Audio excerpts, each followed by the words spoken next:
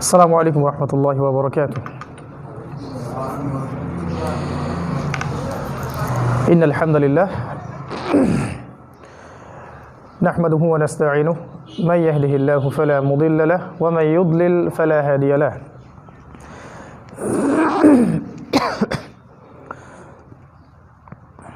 ونشهد أن لا إله إلا الله وحده لا شريك له ونشهد أن محمدا عبده ورسوله أما بعد فأعوذ بالله من الشيطان الرجيم بسم الله الرحمن الرحيم وقال الله تعالى في كلامه المجيد والفرقانه الحميد ونزلنا عليك الكتاب تبيانا لكل شيء وهدى ورحمة وبشرى للمسلمين وقال رسول الله صلى الله عليه وسلم القرآن حجة لك أو عليك وهو يقول إن الله يرفع بهذا الكتاب أقواما ويضع به الآخرين রাওয়াহু মুসলিম। আলহামদুলিল্লাহ, যাবতীয় প্রশংসা এবং গুণগান একমাত্র মহিয়ান ও গরিয়ান আল্লাহ সুবহানাহু ওয়া তাআলার জন্য, যে আল্লাহ রাব্বুল আলামিন নাজিল করেছেন মহাবিশ্বের মহাবিস্ময় মহাগ্রন্থ আল কোরআন এবং প্রেরণ করেছেন সর্বকালের সর্বশ্রেষ্ঠ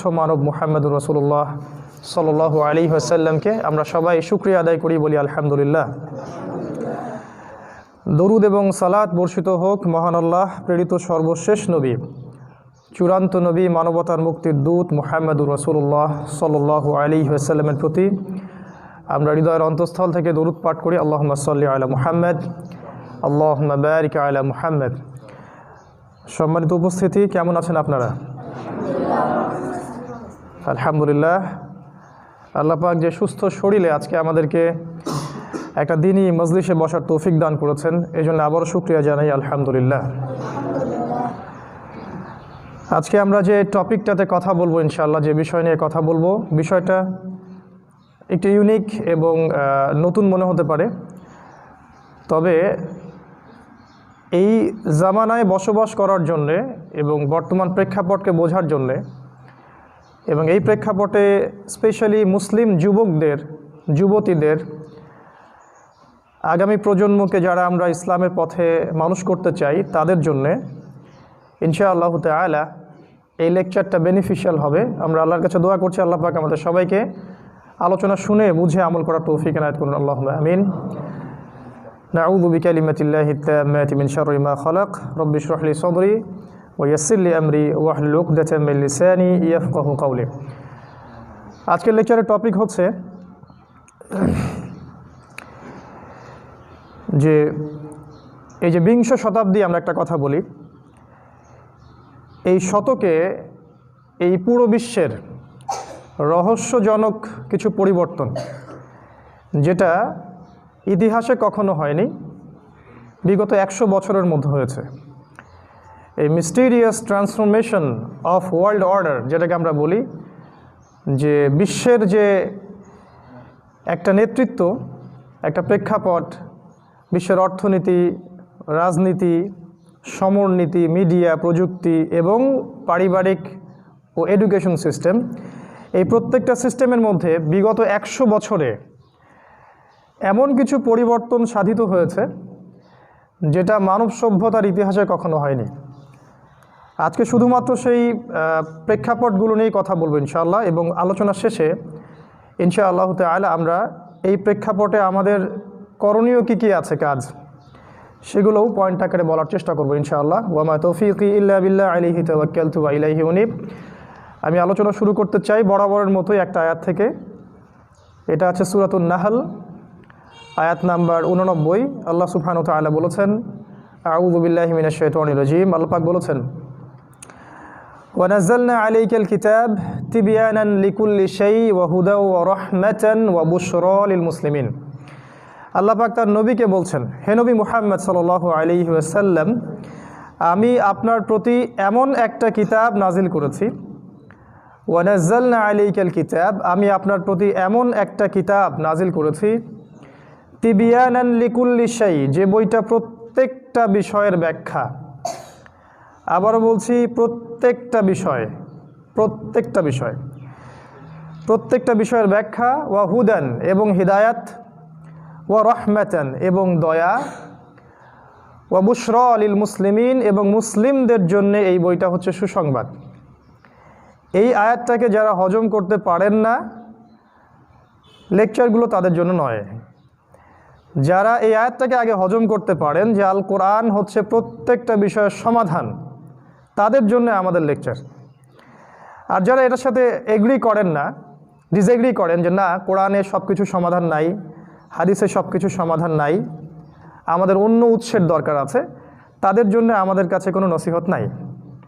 কারণ আল্লাহ পাক শুরুই করেছেন বইটা আলিফ লাম মিম যালিকাল কিতাব লা রাইবা ফিহি হুদাল লিল মুত্তাকিন আল্লাযীনা ইউমিনুনা বিল গায়বি। এই যে বিল গায়বি, আলিফ লাম মিম, এটা এমন একটা বই যে বইয়ে কোনো সন্দেহ নাই, এটা মুত্তাকিদের জন্য হেদায়েত।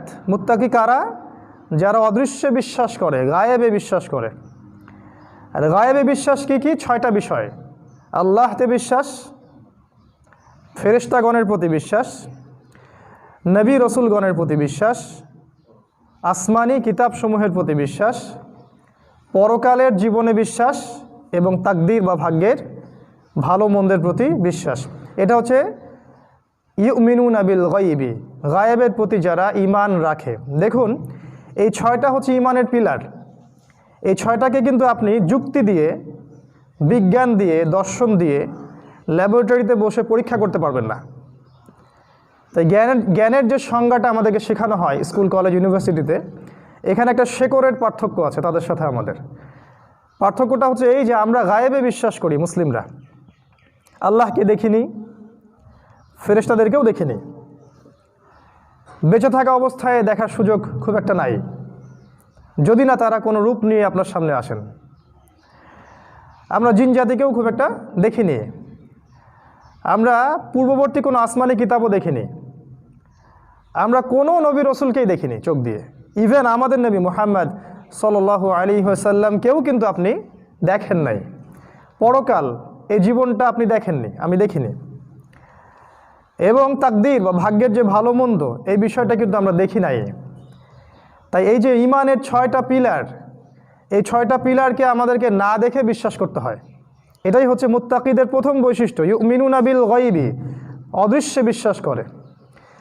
তো যারা অদৃশ্যে বিশ্বাস করে তাদের এটা মেনে নিতে কোনো আপত্তি নাই যে কোরআন এবং সুন্নাহই মানবতার সকল সমস্যার সমাধান। যদি এই বিশ্বাস তার না থাকে তাহলে তো সে মুসলিম হতে পারে নাই। আর যারা বিশ্বাস করে যে না জ্ঞান হচ্ছে সেটাই যেটা পরীক্ষা নিরীক্ষা, পর্যবেক্ষণ, যুক্তি, দর্শন দিয়ে প্রমাণ করা যায়, সেটাই হচ্ছে জ্ঞান, যেটা আমাদের ফিলোসফিতে শেখানো হয়েছে, আমাদের স্কুল, কলেজ, ইউনিভার্সিটিতে এটা শেখানো হয় যে জ্ঞান তত্ত্ব, এটাকে আমরা বলি এপিস্টিমোলজি, জ্ঞান তত্ত্ব।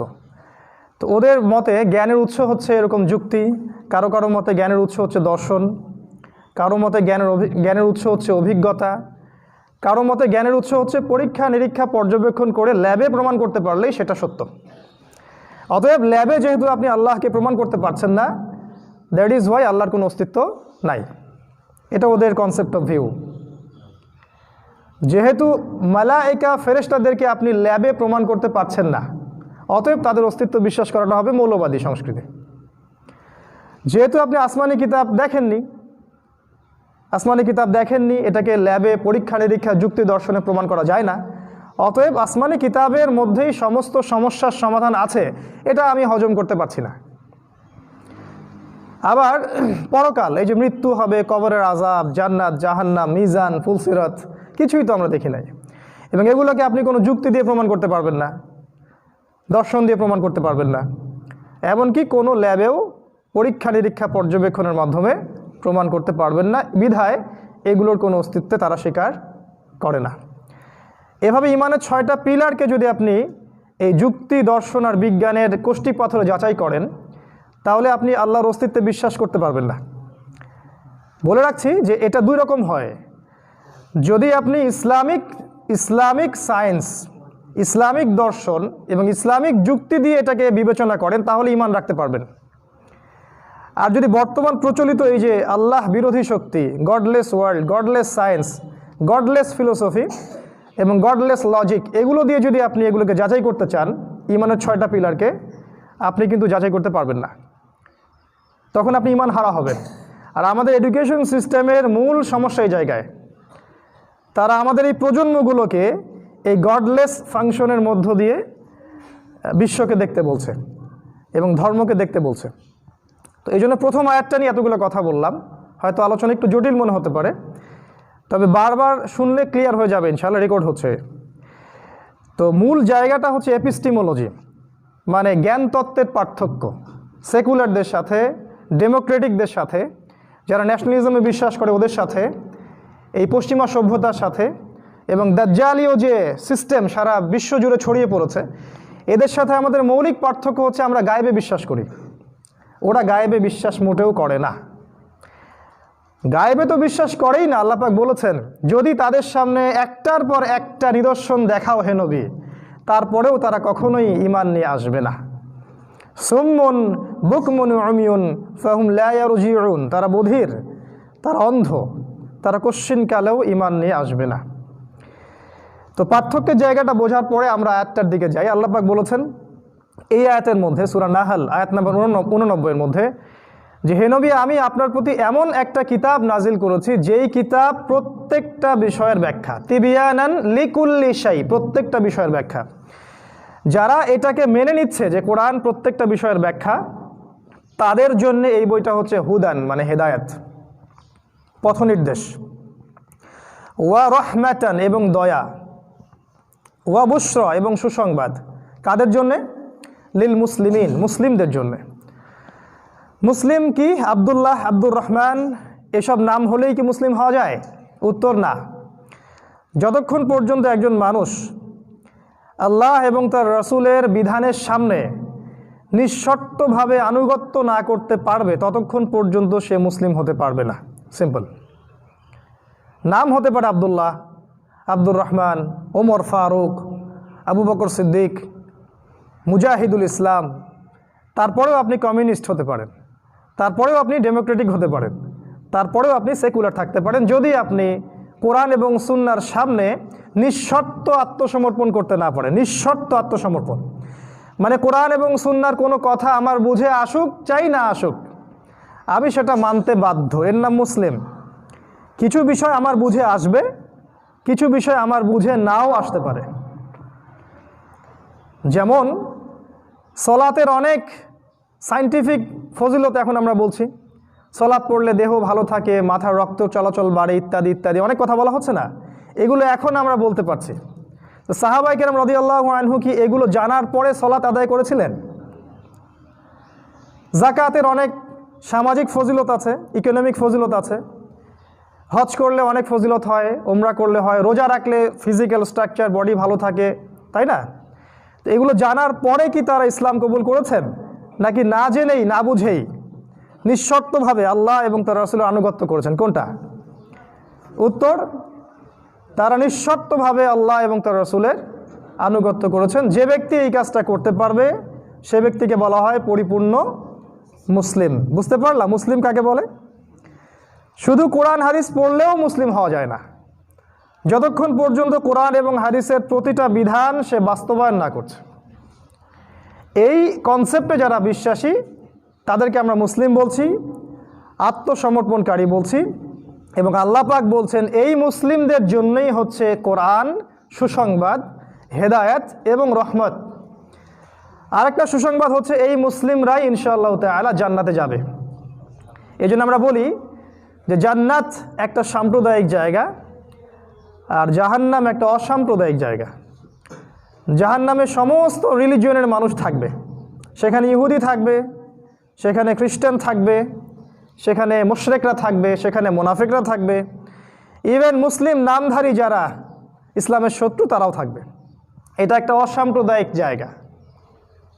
পক্ষান্তরে জান্নাত অসাম্প্রদায়িক জায়গা নয়, এটা পার্টিকুলার কিছু মানুষের জন্য প্রস্তুত করা হয়েছে, যারা নিঃশর্তভাবে কোরআন এবং সুন্নাহর প্রতিটা বিধানের সামনে সামি'না ওয়া আতা'না, শুনলাম মানলাম, এদের জন্য জান্নাত।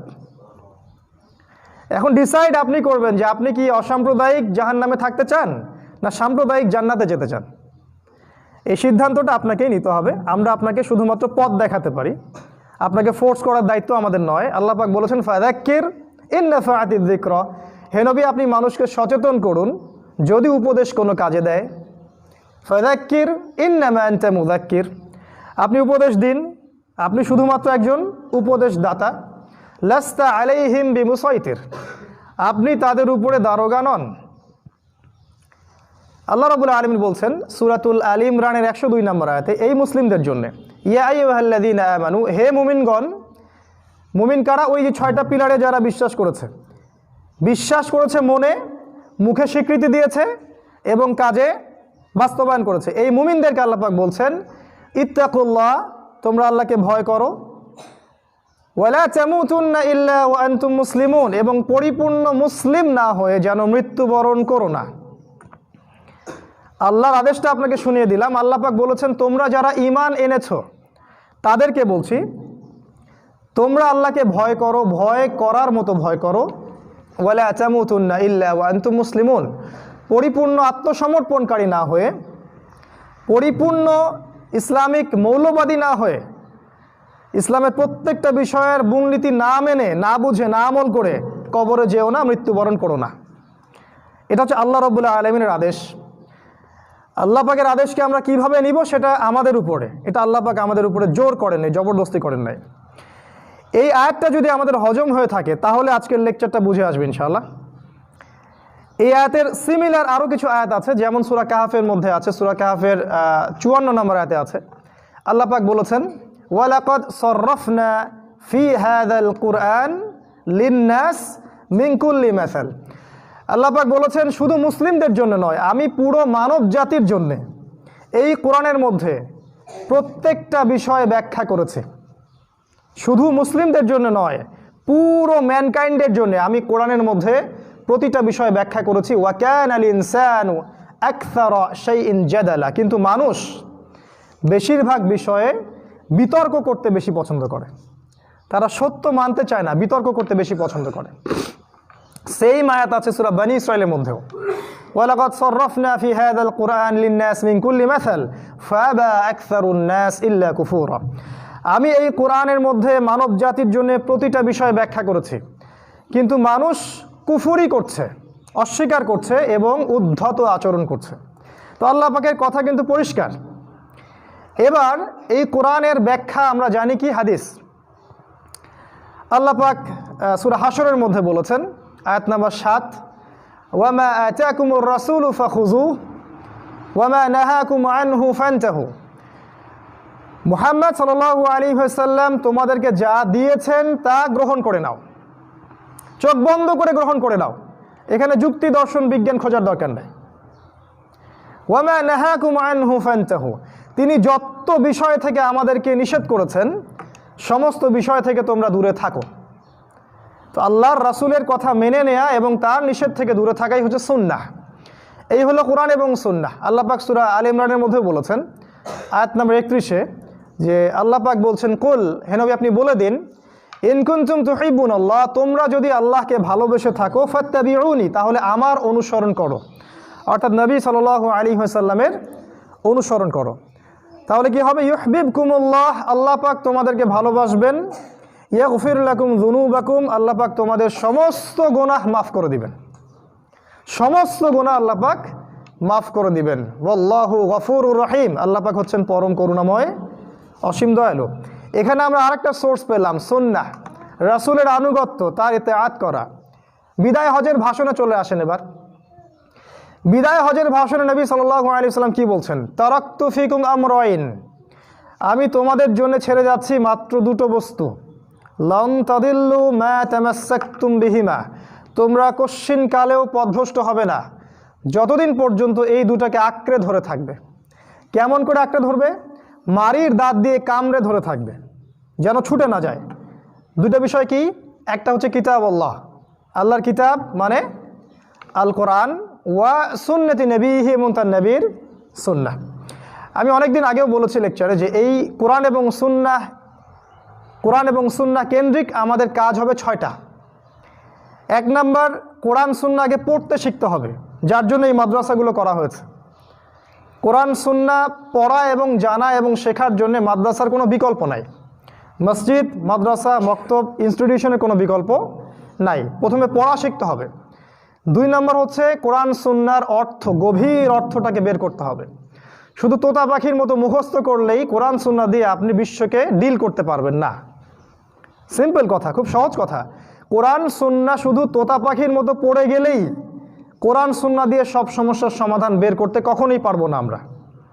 যতক্ষণ না আপনি কোরআন এবং হাদিসকে দিয়ে বিশ্বের রাজনীতি, অর্থনীতি, সমাজনীতি, মিডিয়া, প্রযুক্তি সব কিছুকে না মেলাচ্ছেন, ততক্ষণ পর্যন্ত আপনি এই বিশ্বকে চ্যালেঞ্জ করতে পারবেন না। দেখছেন না এখন কোরআন সুন্নাহ হাতে থাকার পরেও আমরা ব্যাকফুটে আছি। নিজেদের কথা মাঝে মাঝে বলতে হয়, নাহলে আমাদের অবস্থানটা স্পষ্ট হয় না। কোরআন সুন্নাহ হাতে থাকার পরেও আজকে আমরা ব্যাকফুটে কেন?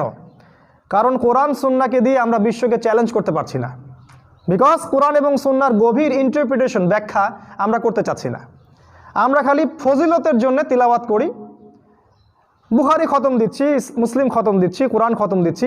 ভিতরে কি আছে এটাকে দিয়ে এই বিশ্বের রাজনীতি কেমন করে ব্যাখ্যা করবেন আপনি? কেমন করে অর্থনৈতিক হেদায়েত নেবেন? কেমন করে সমাজনীতি চালাবেন? পরিবার কেমন করে গঠন করবেন? আপনার শারীরিক কাঠামো কেমন করে গঠন করবেন? আপনি উম্মার জন্য কিভাবে একটা ঐক্যের কনসেপ্ট আনবেন? কিভাবে দাওয়াত এবং জিহাদের ক্ষেত্র প্রস্তুত করবেন? এটা কিন্তু আমরা করতে পারছি না। আর যারাই টুকটাক করার চেষ্টা করছে তাদেরকে বিভিন্ন ট্যাগ লাগিয়ে দিয়ে আমরা সমাজ থেকে বয়কট করছি। সর্বোচ্চ এটা করছি, ওদের জন্য মসজিদের দরজাগুলো বন্ধ করে দিচ্ছি, যে না, মসজিদে আসতে দেওয়া যাবে না, মাহফিল করতে দেওয়া যাবে না। সুবহানাল্লাহ, দুঃখজনক, এটা কষ্টকর, দুঃখজনক। 3 নাম্বার, কোরআন এবং সুন্নাহর আদেশগুলোকে মেনে চলা। পড়তে শিখেছি, এরপরে অর্থও বুঝছি মাশাআল্লাহ, এবার আদেশগুলোকে মেনে চলতে হয়। আদেশ না মানলে কিন্তু আমরা পরিপূর্ণ মুসলিম হতে পারছি না। 4 নাম্বার, নিষেধ থেকে দূরে থাকা। শুধু আদেশ মানলেই কেউ পরিপূর্ণ মুসলিম হয় না, যতক্ষণ পর্যন্ত না এর নিষেধগুলোকেও বর্জন করছে। দেখবেন আমাদের প্রেক্ষাপটে একটা আকীদা কাজ করে। অনেকেই দেখবেন সালাত, সিয়াম, হজ, যাকাত সবই করছে, বছর বছর হজ উমরা করছে, আবার দেখবেন ঘুষ খাচ্ছে, সুদ খাচ্ছে, জিনা করছে, মদ খাচ্ছে, আল্লাহ বিরোধী আইন, সংবিধান এগুলো বাস্তবায়ন করছে এবং পেট্রোনাইজও করছে এগুলোকে। এটা কেন? কারণ কোরআনের আদেশ তারা মানে, নিষেধটাকে তারা বর্জন করছে না। আল্লাহ পাক তাদের জন্য একটা সুসংবাদ দিয়েছে, সূরা বাকারার মধ্যে আছে 85 এবং 86 নম্বর আয়াত পড়ে দেখবেন। আল্লাহ পাক বলেছেন, আফাতুমিনুনা বিবাদিল কিতাব ওয়া তাকফুরুনা বিবাদ। তবে কি তোমরা কিতাবের কিছু অংশকে মানো আর কিছু অংশকে অস্বীকার করো? আবার বলছি, আল্লাহ বলেছেন, তবে কি তোমরা কিতাবের কিছু অংশকে মানো আর কিছু অংশকে অস্বীকার করো? ফামা জাযাউ মান ইয়াফআলু যালিক। যারা এইরকম কাজ করবে ওদের জাযা বা পুরস্কার হচ্ছে ইল্লা খিজিউন ফিল হায়াতিদ দুনিয়া। এই দুনিয়াতেই, দুনিয়ার হায়াতেই ওদেরকে আমি খিজিউন, লাঞ্ছনা, লাঞ্ছিত করে দিব এই পৃথিবীতেই। এই যে পৃথিবীতে আজকে আমরা লাঞ্ছিত হচ্ছি, এই যে আমাদের পাপের কারণে। কোরআনের কিছু অংশ মানি, কিছু অংশ মানি না। হাদিসের কিছু অংশ মানি, কিছু অংশ মানি না। ইল্লা খিজিউন ফিল হায়াতিদ দুনিয়া, এই দুনিয়াতেই লাঞ্ছিত করে দিব। ওয়া ইয়াউমাল কিয়ামা, আর কিয়ামতের দিন ইউরাদ্দুনা ইলা আশাদ্দিল আযাব, কিয়ামতের দিন আমি এদেরকে ফিরিয়ে নিব আশাদ্দিল আযাব, কঠিন যন্ত্রণাদায়ক শাস্তির দিকে। নাউযুবিল্লাহ। কি পাপের কারণে? তারা কিন্তু মুসলিম, তারা কিন্তু আহলে কিতাব, তারা আল্লাহর কিতাব মেনেই চলছে, কিন্তু এক অংশ মানে, এক অংশ মানে না। যেগুলো আমাদের পক্ষে যায় সেগুলো মানি, যেগুলো মানলে জনগণ আমাদেরকে ভোট দিবে সেগুলো মানি, আর যেগুলো মানলে সমস্যা আছে, জাতিসংঘ আমাদেরকে চেপে ধরবে, ওগুলো মানি না। সিম্পল। আমরা আল্লাহকে ভয় করি না, আমরা এখন ইহুদি খ্রিস্টান জোটকে ভয় করি। যতই গলাবাজি করি না কেন, আসলে প্রকৃতপক্ষে আমরা আল্লাহকে ভয় করছি না। আল্লাহ পাক বলেছেন যে আমি ভয় পাওয়ার অধিক যোগ্য, হকদার। এরকম অনেক আয়াত কোরআনে আছে না, যে আমাকেই বেশি ভয় করা উচিত ছিল, কিন্তু তারা আমাকে ভয় করছে না। আতাখশাউনাহুম, তোমরা কি ওদেরকে ভয় পাও? আল্লাহু আহাক্কু আন ইয়াখশাউহু ইন কুনতুম মুমিনিন, আল্লাহই বেশি হকদার যে তোমরা তাকে ভয় করবে, ইন কুনতুম মুমিনিন, যদি তোমরা মুমিন হয়ে থাকো। দুঃখজনক, এটাও আমাদের বাস্তবতা। 4 নাম্বার, আদেশ মানলে আপনাকে নিষেধ বর্জন করতে হবে। 5 নাম্বার হচ্ছে এর কোরআন এবং সুন্নাহর দাওয়াতটাকে প্রচার করা। একটা লিবারেল প্ল্যাটফর্ম ক্রিয়েট করে, লিবারেল প্ল্যাটফর্ম বলতে বোঝাচ্ছি না যে পশ্চিমাদের সাথে আপোষ করতে হবে। এই লিবারেল শব্দের অর্থ হচ্ছে ইসলামপন্থী যারা আছি সবার ভালোটুকু নিয়ে খারাপটুকুকে বর্জন করে এমন একটা প্ল্যাটফর্ম ক্রিয়েট করা বা এমন প্ল্যাটফর্মে দাওয়া দেয়া যেখানে সব ভাইকে এক জায়গায় বসানো যায়, সবাইকে আপোষে সালাম কালাম বিনিময়ের একটা জায়গা করে দেয়া যায়। সাম্প্রদায়িক দল কেন্দ্রিক দাওয়াত না, ফেরকা কেন্দ্রিক দাওয়াত না, উম্মার জন্য দাওয়াত, এরকম দাওয়াতের একটা প্ল্যাটফর্ম থাকা উচিত ছিল। যারা এই প্ল্যাটফর্মের কথা বলছেন তারা বিতর্কিত, কারণ তাদেরকে আবার মানুষ মনে করছে এরা গোলালু মার্কা মানুষ, এরা সব তরকারিতেই চলে। আফসোস, মানে উম্মার ঐক্য নিয়ে যারাই কথা বলেছে তাদেরকেই অপদস্থ করা হয়েছে বাংলার মাটিতে। বাইরের কথা বাদ দেন, বাংলাদেশে কথা বলছে। কিন্তু এটাই সঠিক মানহাজ যে আপনাকে কোরআন এবং সুন্নাহর দাওয়াতটা দিতে হবে আমভাবে সবার জন্যে, নির্দিষ্ট কোনো দল, নির্দিষ্ট কোনো মাযহাব, নির্দিষ্ট কোনো তরিকা, ফেরকার জন্য নয়। তাহলে যেটা হবে, আপনি জামায়াতের নামে একটা ফেরকায় ঢুকে আসেন। আপনি মনে করছেন আমি এবং আমার সাথে যে 1000 মানুষ আছে এরাই জামায়াত, তাহলে ওই যে ভাই, ওই যে আলেম, তার সাথেও তো আরও 2000 মানুষ আছে, ওরা আবার কি? তাহলে এই কনসেপ্টটা ক্লিয়ার হচ্ছে না। উম্মাহ, এই উম্মাহ হচ্ছে ওয়ান উম্মাহ কনসেপ্ট, এটাই জামা। এর মধ্যে কিছু মানুষ ভুল করে হয়তো শিরকে লিপ্ত হয়ে গেছে, ওদেরকে শিরক থেকে বের করে আনতে হবে। কিছু মানুষ বেদাতে লিপ্ত হয়ে গেছে, ওদেরকে বের করে আনতে হবে। যতক্ষণ পর্যন্ত স্পষ্ট কুফরি, স্পষ্ট শিরক, স্পষ্ট হারাম এবং বেদাতে কেউ লিপ্ত হচ্ছে না, ততক্ষণ পর্যন্ত সে আমার ভাই। যদি তারা লিপ্তও হয়ে যায়, তারপরেও তাদেরকে আমার কাছে ফিরিয়ে আনার জন্য আমাকে হিকমা, পদ্ধতি, কৌশল অবলম্বন করে ওদের কাছে দাওয়া দিয়ে ইসলামের দিকে আনতে হবে। এটা করতে পারিনি বলেই উম্মার মধ্যে কোনো ঐক্য নাই। যতই বড় গলাবাজি করেন তাওহীদপন্থী জনতা, আমাদের 90% মুসলিম না, আপনারা বিভক্ত। কুলুবুহুম শাত্তা, আপনাদের হৃদয় বিভক্ত। আল্লাহ রসুল বলে গিয়েছিলেন যে আমার উম্মাহ 73 দলে বিভক্ত হয়ে যাবে। 73 মানে নট অনলি 73, নট অনলি 73, এটার মানে হচ্ছে অসংখ্য দলে বিভক্ত হয়ে যাবে। কুল্লুহুম ফিন নার, প্রত্যেকটা দলই জাহান্নামে যাবে, ইল্লা মিল্লাতান ওয়াহিদা, একটা মাত্র দল ছাড়া। মা আনা আলাইহি ওয়া আসহাবি, আমি যার উপরে আছি, আমার সাহাবীরা যার উপরে আছে। তো আমি যার উপরে আছি এবং সাহাবীরা যার উপরে আছে, সাহাবায়ে কেরাম রাদিয়াল্লাহু আনহু কি এভাবে 1000টা দলে বিভক্ত হয়ে গিয়েছিলেন? তারা খারেজিদের বিরুদ্ধে যুদ্ধ করেছেন, তারপরেও বলেছেন যে তারা আমাদের উম্মারই কেউ। তারা বলেননি তারা উম্মার অন্তর্ভুক্ত না, তারা বলেছেন যে তারা বিভ্রান্ত হয়ে গেছে। দেখেছেন, যুদ্ধ হচ্ছে খারেজিদের বিরুদ্ধে, কিন্তু আলী রাদিয়াল্লাহু আনহু কিন্তু বলছেন না যে তারা কাফের, বরং তিনি বলছেন যে খারেজিরা তো কুফরি থেকেই পালিয়ে বেড়াচ্ছে, তারা বিভ্রান্ত। তো আমরা এই যে দাওয়াতের ক্ষেত্রে সংকীর্ণ হয়ে গেছি, এই কারণে দেখা যাচ্ছে যে আমাদের মধ্যে উম্মার ঐক্যবদ্ধ কোনো প্ল্যাটফর্ম কাজ করছে না। তবে আমি খুব আশাবাদী এই কারণে যে বর্তমান যুব সমাজ এবং যুবতীরা যারা আছে, যুবক যুবতী এবং যারা মাশাআল্লাহ ম্যাচিউরড মানসিকতা রাখেন, যারা ওয়ার্ল্ড অ্যাফেয়ার্সগুলো বোঝেন, ইকোনমিক্স বোঝেন, স্পেশালি যারা জেনারেল ব্যাকগ্রাউন্ড থেকে ইসলামের দিকে আসছেন, তাদের মধ্যে আমি লক্ষ্য করছি মাশাআল্লাহ তারা কিন্তু উম্মার ঐক্য নিয়ে কাজ করার চেষ্টা করছেন। এবং আমি দোয়া করি আল্লাহ পাকের কাছে, আল্লাহ পাক তাদেরকে কবুল করুন, আল্লাহুম্মা আমিন। এবং আজ হোক আর কাল হোক, আমরা যদি নাও করতে পারি, আমাদের পরবর্তী প্রজন্ম যেন উম্মাকে ঐক্যবদ্ধ করতে পারে, আল্লাহ পাক সে তৌফিক দান করুন, আল্লাহুম্মা আমিন। দাওয়াতটা হবে লিবারেল, একটা প্ল্যাটফর্ম কেন্দ্রিক, যেখানে সমস্ত মাযহাবের ভাই, মানহাজের ভাই, তরিকার ভাইরা আসবে, বসবে, একে অপরের সাথে সালাম বিনিময় করবে। এটাই সালাফিদের মানহাজ, এটাই রিয়েল সালাফিদের মানহাজ ছিল। আরেকটা কাজ আমরা করিনি, সেটা হচ্ছে কোরআন এবং সুন্নাহর যে আইন শাসনগুলো আছে, হুকুমগুলা, হুদুদ, কেসাস, এগুলোকে আমরা বাস্তবায়ন করি নাই। এটা ছিল 6 নম্বর কাজ, যেটা আমাদের করা উচিত ছিল। আমাদেরকে দাজ্জালের সভ্যতা বুঝিয়েছে যে কোরআন এবং সুন্নাহর আইন, হুদুদ, কেসাস, এগুলোকে শরিয়া ল, এগুলো বাস্তবায়ন করে তারাই যারা ব্যাকডেটেড, যারা সেকেলে, যারা মৌলবাদী। আধুনিক মানুষটা এটা করে না, আধুনিক মানুষটা এটা করতে পারে না। যেমন একটা বিষয় প্রচলিত আছে সমাজে যে কোনো সভ্য পুরুষ 2টো বিয়ে করতে পারে না। আমাদের সমাজে এটা প্রচলিত আছে না? একজন ভালো চরিত্রের পরিশুদ্ধ পুরুষ কখন 2টা বিয়ে করতে পারে না। যে 2টো বিয়ে করছে নিশ্চয়ই চরিত্রের মধ্যে কোনো ত্রুটি আছে, নাউযু বিল্লাহি মিন যালিক। এরকমই তারা বুঝিয়েছে, যারা এই যুগে কোরআন এবং সুন্নাহর শরিয়া ল নিয়ে কথা বলছে, তারা সেকেলে মানুষ, তারা মৌলবাদী, তারা ব্যাকডেটেড, বা তারা জঙ্গি, বা তারা সন্ত্রাসী ইত্যাদি। এই কথাগুলো যারা বলছে, ঈমান তাদের কেটে গেছে অনেক আগেই। আল্লাহ রাব্বুল আলামিন কোরআন এবং সুন্নাহর মৌলিক বার্তা দিয়েছেন যে ওয়ামান ওয়ামান লাম ইয়াহকুম বিমা আনজালাল্লাহু ফাউলাইকা হুমুল কাফিরুন। সূরা মাইদা আয়াত নাম্বার 44, 45, 47 পড়ে দেখবেন। আল্লাহ পাক বলেছেন, যে ব্যক্তি বা যে সম্প্রদায় বা যে জাতি বা যে গোষ্ঠী, যে কেউ আল্লাহর আইন এবং বিধান দ্বারা শাসন পরিচালনা করে না, তারা কাফির। ফাউলাইকা হুমুল ফাসিকুন, তারা ফাসিক। ফাউলাইকা হুমুজ জালিমুন, তারা জালেম। তিনটাই বলেছেন আল্লাহ পাক। সূরা মাইদা পড়েন 44, 45, 47 নম্বর আয়াত।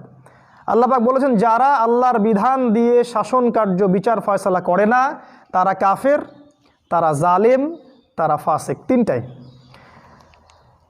এখানে আসলে ক্লাসিফিকেশনের কিছু নাই যে কাফের হলে এক হুকুম, ফাসিক হলে আর এক হুকুম, জালেম হলে আর এক হুকুম। তিনজনের পরিণতি সেম, জাহান্নাম। জাহান্নামে কাফেরও যাবে, ফাসিকও যাবে, জালেমও যাবে। এই 6 নম্বর কাজটা আমরা করতে পারি নাই। যারা এর পক্ষে কথা বলছে তাদেরকে এখন বিতর্কিত করে ফেলা হচ্ছে।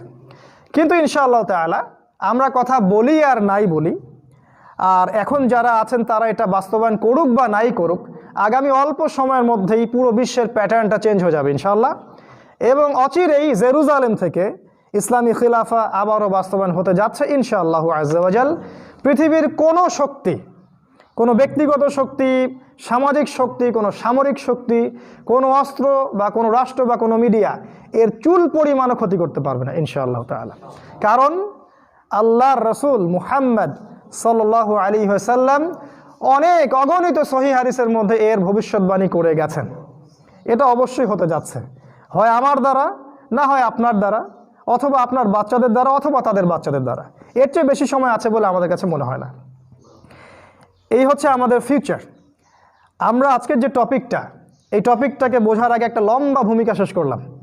কারণ যতক্ষণ পর্যন্ত আপনার হজম হবে না যে কোরআন এবং সুন্নায় প্রত্যেকটা বিষয়ের সমাধান আছে, এবং কোরআন সুন্নাহর এই 6টা হক যদি আমরা আদায় করতে পারি, only then and only then আপনি এই রেজাল্টটা পাবেন, তার আগে পাবেন না। রেজাল্ট পাই নাই বিকজ আমরা এই 6টা হক আদায় করতে পারি নাই। বিশ্বাস করেন, আমাদের কনভেনশনাল ইসলামিক স্কলারশিপ এই 6টা হককে বাস্তবায়ন করতে টোটালি ফেইল্ড, একদম টোটালি ফেইল্ড। একজন জেনারেল শিক্ষিত যুবক যে মাশাআল্লাহ জেনারেল লাইনে 20 বছর 30 বছর পড়াশোনা করেছেন, হতে পারে একটা ভুল ট্র্যাকে একটা সময় তাকে আল্লাহ পাক হেদায়েত দিয়েছেন, সে ইসলামের দিকে এসেছে।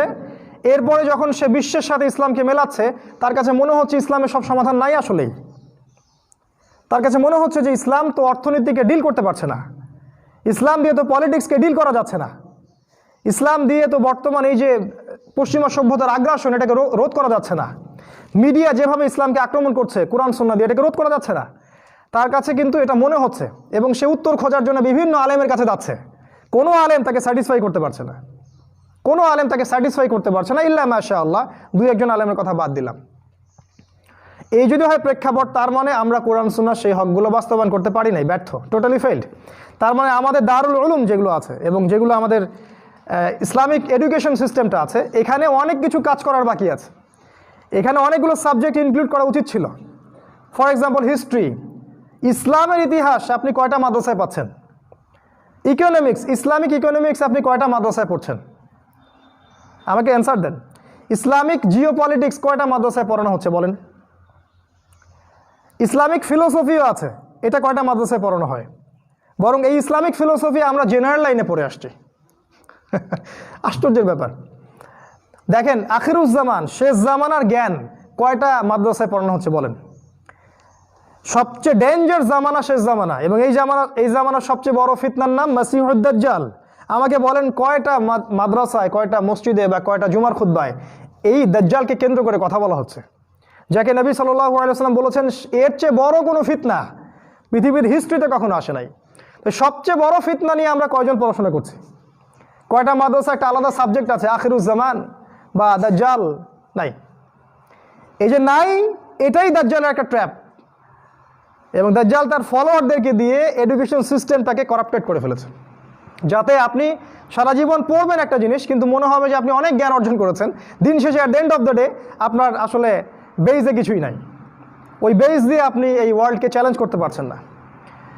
আর যারা টুকটাক চ্যালেঞ্জ করার চেষ্টা করছেন, তাদেরকে আবার আপনারাই, ঘরের মানুষরাই বিতর্কিত করছেন।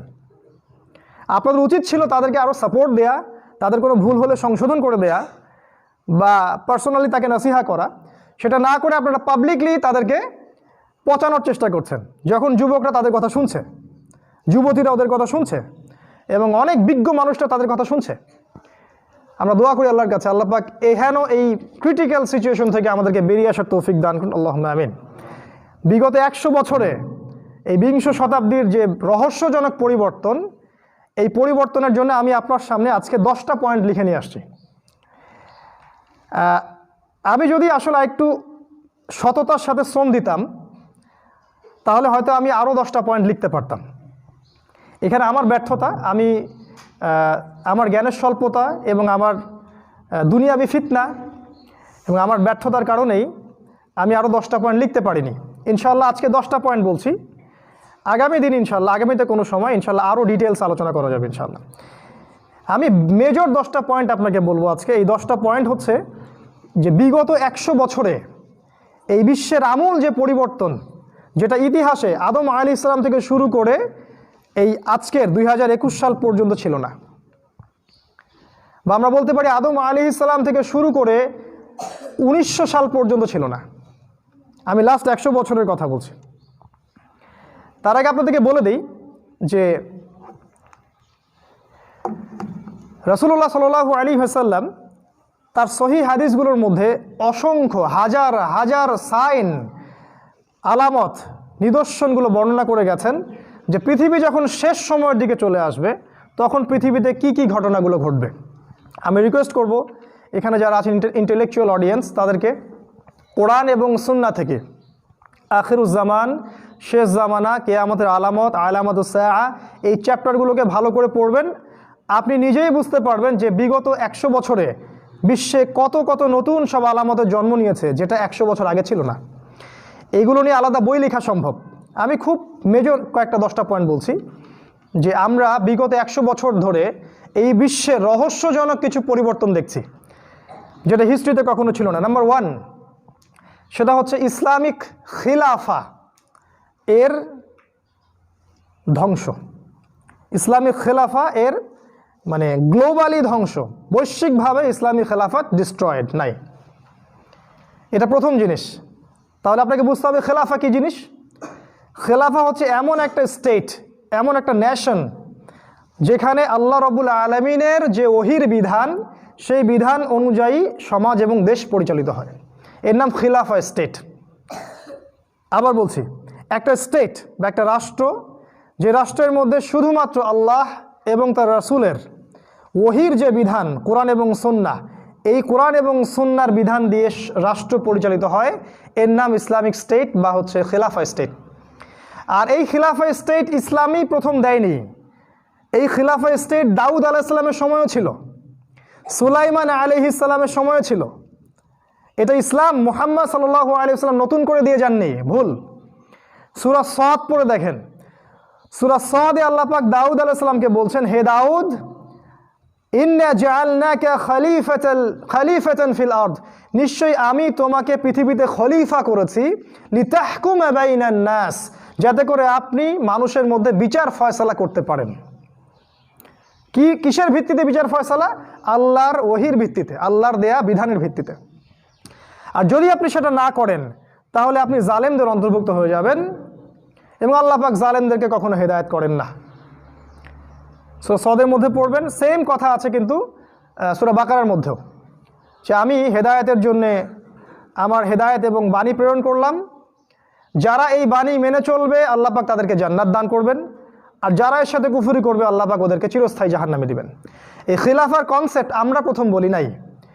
দাউদ আলাইহিস সালামের সময় ওই জেরুজালেম, এখনকার জেরুজালেম, সেখান থেকেই কিন্তু তিনি ইসলামিক স্টেট কায়েম করেছিলেন, এবং তিনি ছিলেন সেই স্টেটের রাজা বা নবী বা খলিফা, যেটাই বলেন আপনি, যে ভার্সনেই বলেন। তিনি সেখান থেকে ইসলামিক খেলাফা বাস্তবায়ন করেছিলেন, এবং তারপরে তার সন্তান সুলাইমান আলাইহিস সালামের সময় সেই খেলাফা আরও ব্যাপক বিস্তৃত লাভ করেছিল। এবং আল্লাহ পাক বলেছেন, সুলাইমান আলাইহিস সালামকে আল্লাহ পাক এমন ক্ষমতা দিয়েছিলেন, তিনি পাখির ভাষা বুঝতেন, তিনি জিন জাতিকে অনুগত করেছিলেন, পাহাড় পর্বত অন্য অন্য প্রকৃতিও তার অনুগত ছিল, অসংখ্য সেনাবাহিনী তার কাছে ছিল, তার সিংহাসন ছিল যেটা ফ্লাই করতে পারতো অনেক দূর পর্যন্ত।